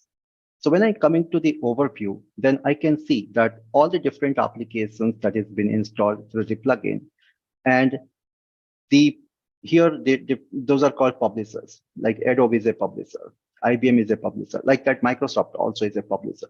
So the company which is providing the software, we are referring the term publisher for them here. And if I look at how much the organization is spending for that specific publisher, the amount is being displayed here. In this case, if I talk about organization XYZ, for which this data has been represented, for IBM related products, they are spending around $14 million. Same thing for SAP, around 954K. That's all are in US dollars. So these are the different costs that has been there. And if I look at, these are the true up cost. And what is the software spend breakdown that has been available? And also we can break it down based on the publisher or by the product. Products are from the publisher. If I want to break it down based on the products, then I can see that. So these are the different products and for which how much the organization is spending.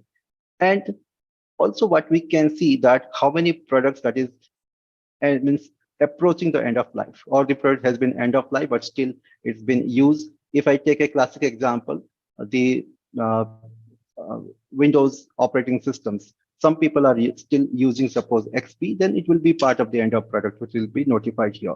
If I take one more example, which has recently been done, the Microsoft Internet Explorer, that is also one of the product which is already end of life.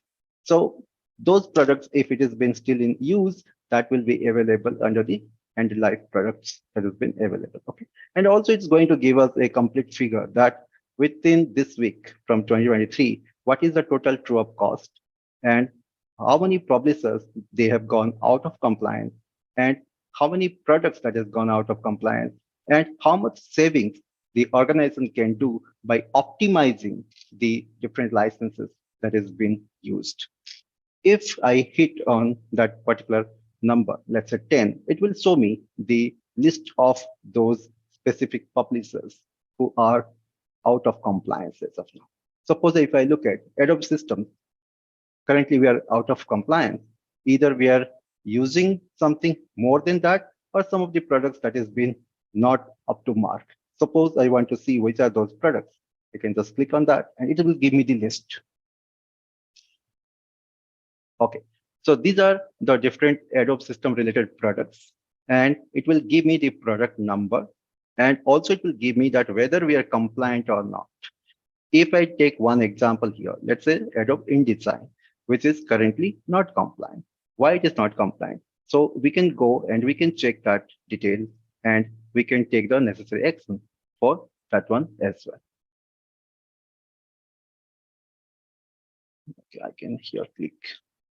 So when I click on here, then it will show me the non-compliant, and there are different versions of that. So if I click on that info, it will give me that what is the problem. So if you look at here, total rights on 200, rights used is 200, and allocated in use 184, and currently we are not allocated 15. So that number is there, and it is per device and per user. That count also we can see.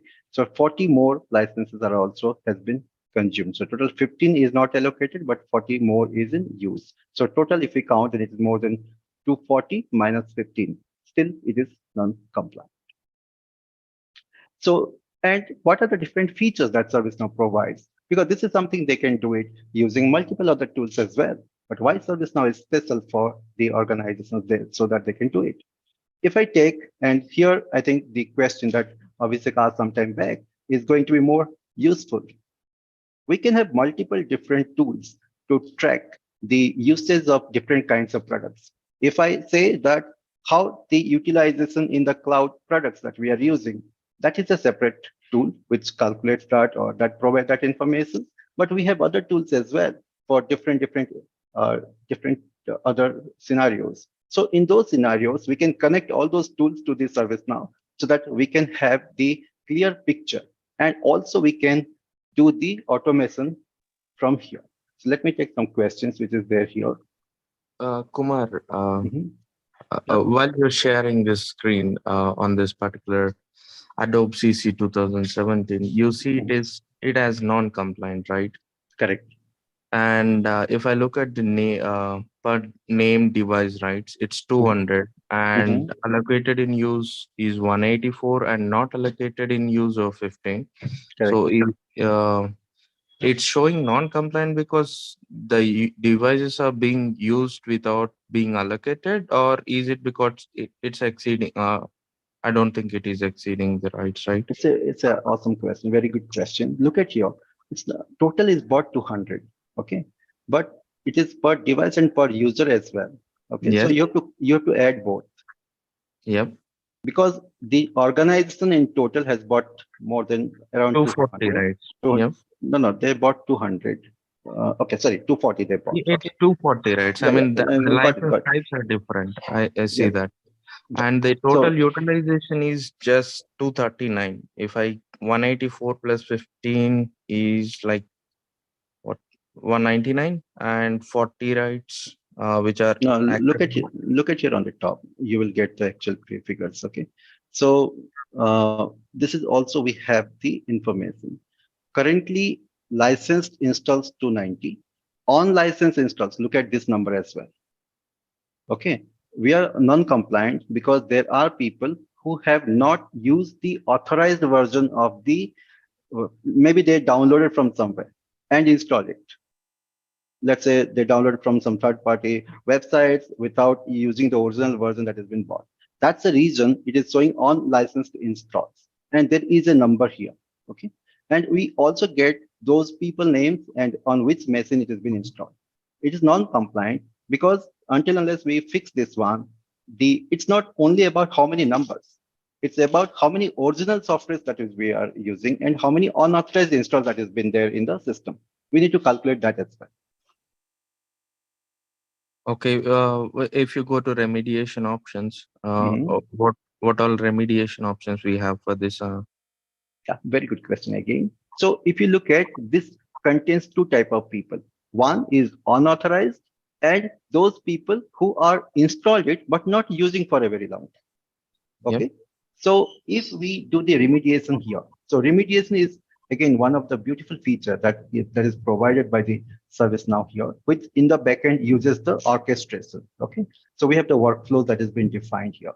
And if we go to any of the remediation options, again, we call it reclamation. Okay. So it goes through a step of the steps. First is attention required, where we can notify to the people and the same team that these are the different things that we can save the cost. And then we can notify the user that what is the justification that it will be there with you. Do you need it or you don't need it? Or maybe it will his manager for a approval, all those things that will go for. And after that, if we do not get a satisfactory answer, we can directly revoke it from using the orchestration piece Yeah. that has been available from this ServiceNow. And there is a point, based on my experience, I'm saying this one. Sometimes we need to deploy one of the third-party tool as well to kick off this orchestration. Some part of it will be done from the ServiceNow. Again, ServiceNow workflow is going to call that third-party tool. And if primarily in those cases where there is a secure network and ServiceNow do not have access to go and remove that because some of the devices are highly protected, right? So in those cases, we use a third-party tool as well. ServiceNow orchestration will kick off and it will instruct that tool to go and remove and give a confirmation message.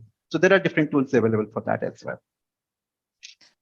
Thank you. So click on that remediation options tab, the second one out from after the license metric results on the top screen, right Okay, above that. this Yeah. is the one. Okay.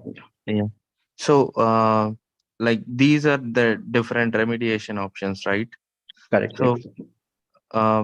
excluding the purchase rights and remove unallocated installs, what are the other types? Like create allocations would create those extra unlicensed install as licensed one, right? Or what's the what was those Awesome. three options? Very good. Again, one of the very good question. Now look at here. 15 people have done the unlicensed install. Okay. Yeah. So in that case, what should be happening? But they are the people who are actively using it. In that case, what should happen is remove the unlicensed version and install the original version, which is service company has purchased it. Okay. So So basically, just logging with the company's email address or whatever the mechanism the company has in place, right? absolutely, absolutely. Okay. So in that case, what will happen? The unlicensed version will be removed, or it will be okay. I will give a very good example here. Okay. Sometimes when you look at your Microsoft Office, you installed on your personal laptop. Office laptop, it won't happen. So in your personal laptop, suppose you look at, it will ask for the validation key. Please Yeah. provide the product key. Yeah. Okay. But your product is already installed in your system. It's now asking for the product key to validate, yes, you have a licensed version which you purchased from the Microsoft. Okay. So that product key now is available with the organization. Suppose one of the employee has installed the unlicensed version of the MS Office on the laptop. Now the product key has been asked.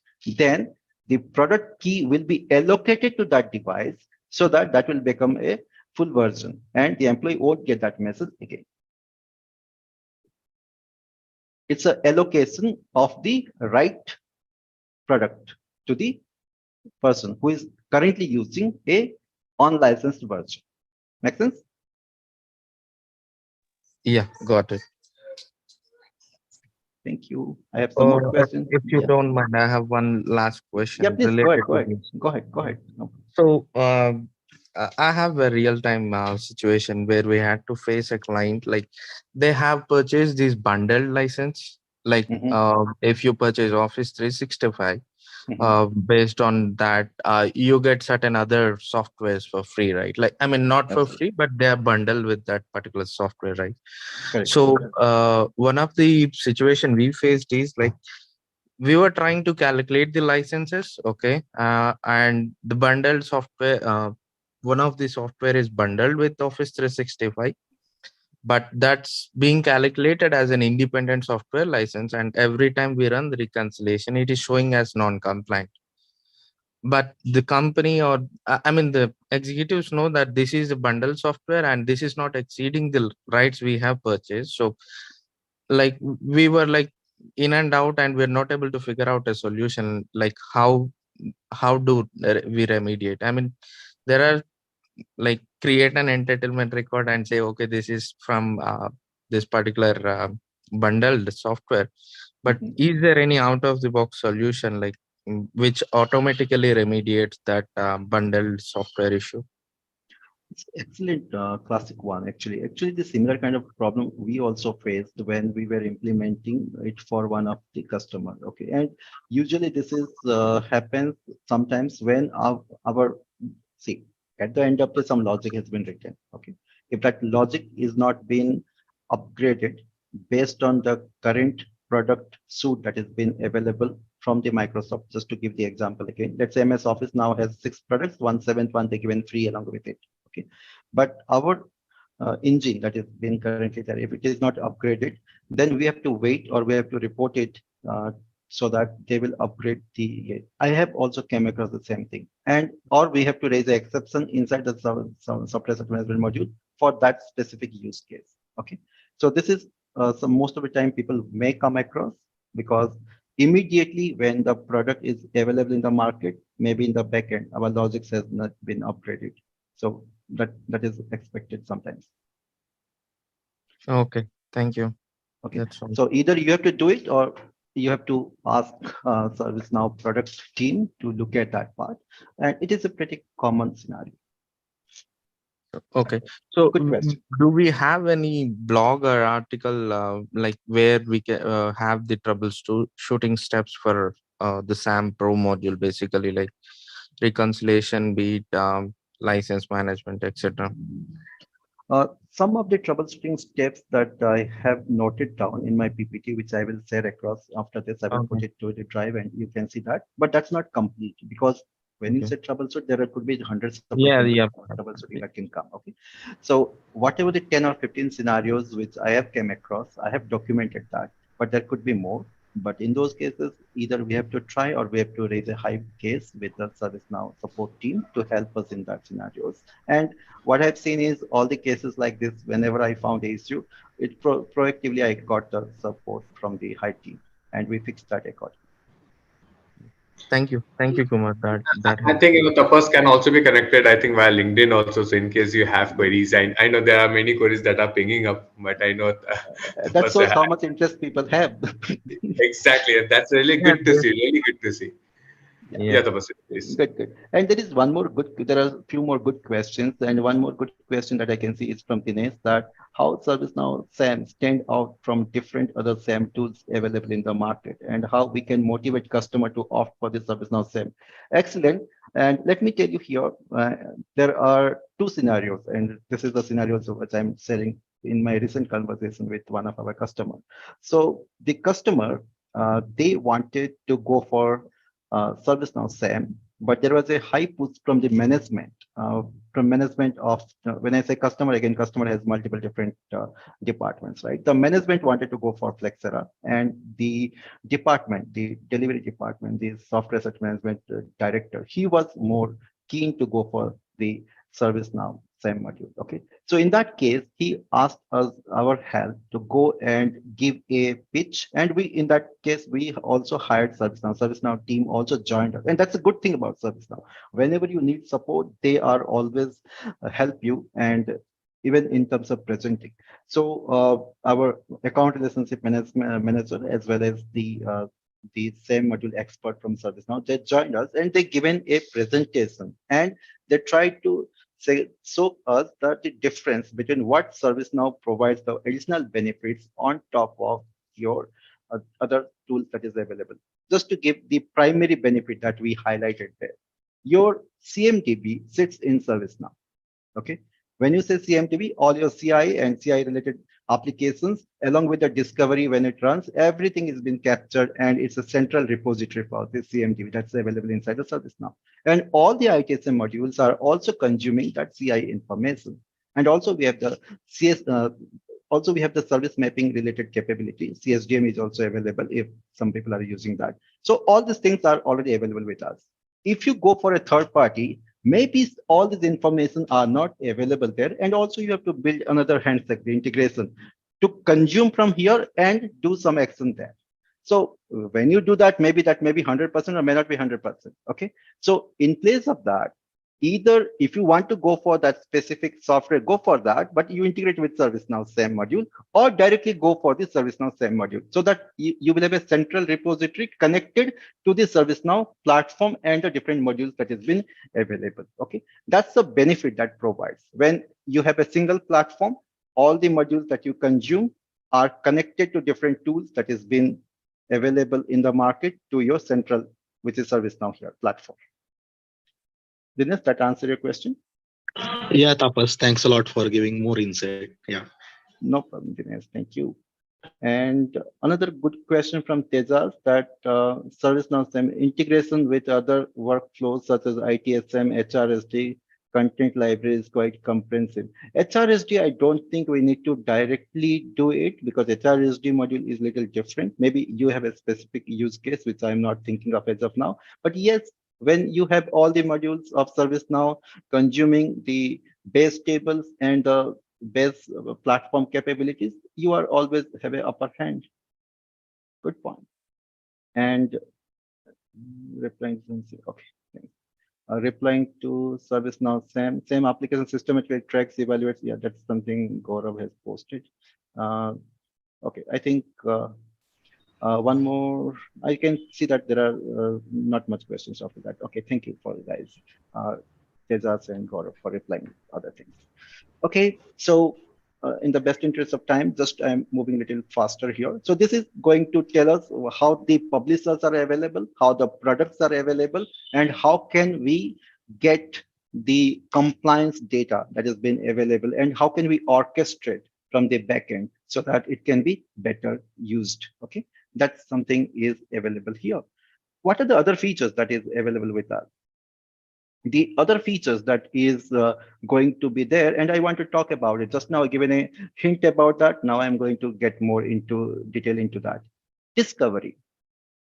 When we have a larger system in place, then it's not possible to manually track each and every device and the applications that has been installed. And ServiceNow Discovery is really capable of finding all those informations and put it into the system. Okay, so if you look at here, we have the discovery module, which is also, as I added the direct ServiceNow module, software asset management module to my favorites, this is also getting part of that. So what are the discovered engineering licenses? What are the models that has been discovered? So when I say model, what are the different softwares that are referred as models here? And also it provides us the normalization suggestions. Let me talk about it a little bit here. Suppose when I go to the discovery part for engineering application licenses. So these are the different applications which is available for engineering companies to do different kinds of graphics and the designing things. Okay, suppose I talk about one thing, which is Autodesk here. If I'm talking about the Autodesk Inc., which is the publisher, and this is the product which has been available by them. So this product is been installed in one of the machines or more than one machines, which has been discovered by the discovery tool, and it has been created here. Now, tomorrow, if there is a new version of the same product which is available, like 2019, and then let's say 2020, then it's also going to detect the same and it's going to be available in our discover. It will be discovered and it will be available in our CMDB. So all these products, their versions, and all of them are going to be available in the system.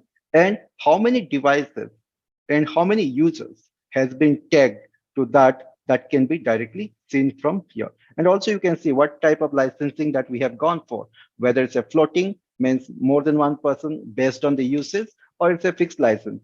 So all those things are also is available inside this.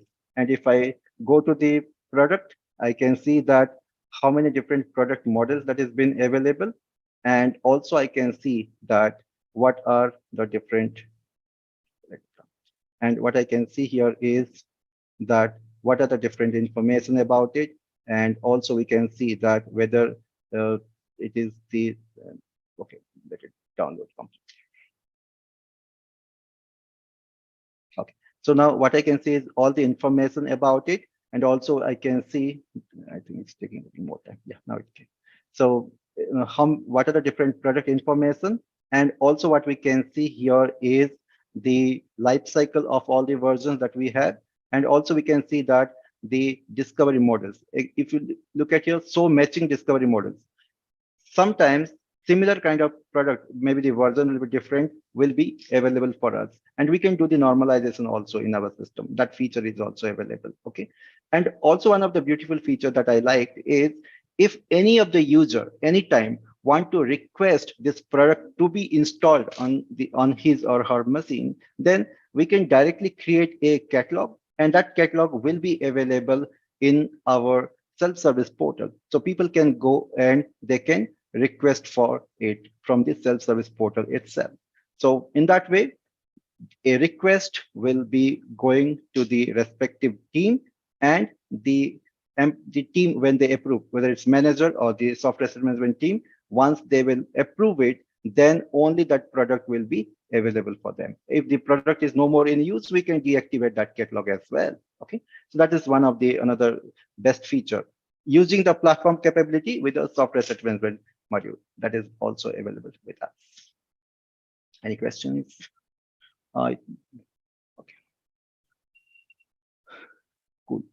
Uh, so now this is about the discovery part. I'm just going a little faster here, but there are so many things that we have. And one of the best feature that I have seen here is the license workbench.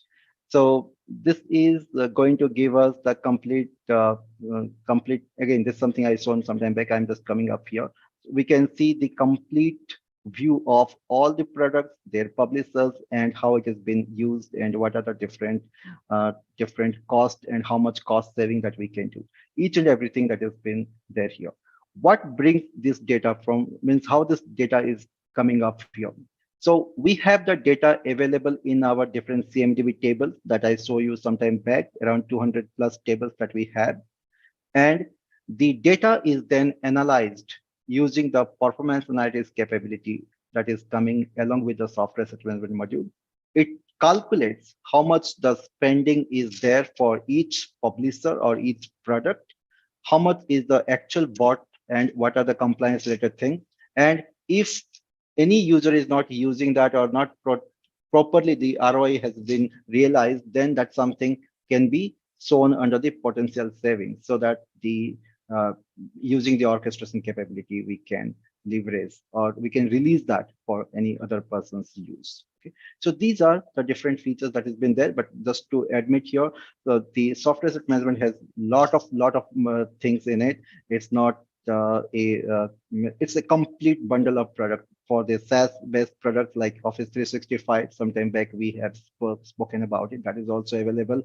For the cloud products, when I say cloud, the Azure related products, along with the CMP module, the cloud management platform module of the ServiceNow, that also we can relate and we can use that as well. Also, we can look at the help, and we can schedule the import, and we can create a lot of things like integration options that is also been available.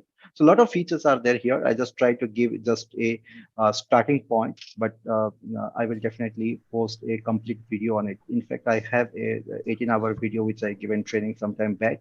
So I will try to publish that one in and I will provide a link so that all of you can consume that. Okay. I think sounds good, Tapas. I think before I thank you, like I've just posted the survey link over here. Please feel free to share your survey details, responses. This will help us to grow, learn, and improve our meetups. Please and there's some goodies also that are expected to be shared out on a random basis with the responses that we get. Coming back to Tapas, I think I think I've seen very few meetups where the attendees have been so long till the end, attending. And I think this is one of those meetups, and we are really thankful. I know there are many queries coming up. I think one of them I think we can look into is is there any limitations that you see currently that you should be aware of? That's a very good question again. Yeah, all products have their limitations, and the same module has its limitations as well. But I am sure that ServiceNow, as we know, is more innovative, and they take the feedbacks from the people and they try to give all this information. So slowly, today or tomorrow, definitely all those things will be taken care. But yeah, there are limitations. But when I say limitations, I want to be cognizant about the fact that maybe ServiceNow is aware of that and they're working in the backend to fix them. Exactly. And thanks for sharing the link. That was the next thing that I was suggesting, that please feel free to connect with Tapas. Like I know there would be many more queries that you guys have, and I think Tapas is very amicable, very approachable, and I've always known about him. So feel free to connect with him. And Tapas, if you get a chance to share this in the slides, this meetup is also getting recorded. We will be sharing the link very soon, as soon as we have it. But for the interest of time, I think a big thank you, Tapas, for taking out the time. I know I've been following up a lot for you for this session, and I'm really thankful, and we all are thankful rather that you came up, shared all this knowledge. This is not about just sharing the knowledge. It takes time to build all this, all the PPTs and everything. So thank you for all the knowledge sharing and putting up the time for all of us. Big thank you for this. Thank you for giving me that opportunity, Sujan. Perfect. Okay, and just a reminder again, I'm just posting in the server link over here. Please do fill it up. This is very important for us to have the feedbacks from you all, and it's really means a lot, for us to know, to at least understand if we are doing good or which all areas where we need to really improve. Perfect. I think before we wrap up, Anubhav, anything that you wish to add up? No, it was great to see so many people showing the interest.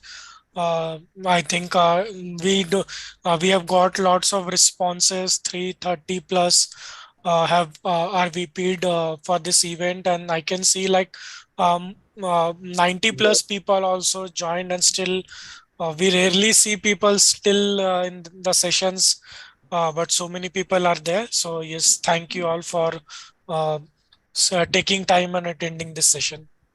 I think Anubhav correctly pointed Saturday morning, and with this good weather that we are seeing outside our windows right now, in Pune Yes. especially, like, and I'm really happy to see, like, it's almost 100 that I saw that there were unique people that joined us, and we are really thankful that taking our time, and we hope that the time that you're inputting is giving a good returns on this. Feel free to connect with me, Anubhav, Mandar, Anil, any of our hosts. Feel free to connect with Pranav also to give any suggestions that are there, that can help us to improve our suggestions. Or do you see, like, as I said, like, there's one of the chat show that I'm starting with, what would be like the next topic that you used to see in the next meetup?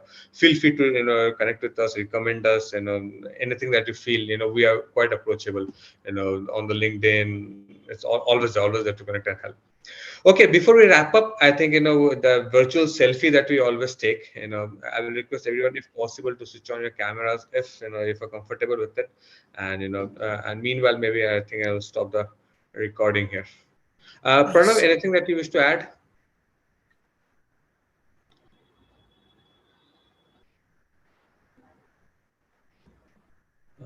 Pranav, if you're talking on mute, maybe. Tapan, you can stop sharing, so that we can have all the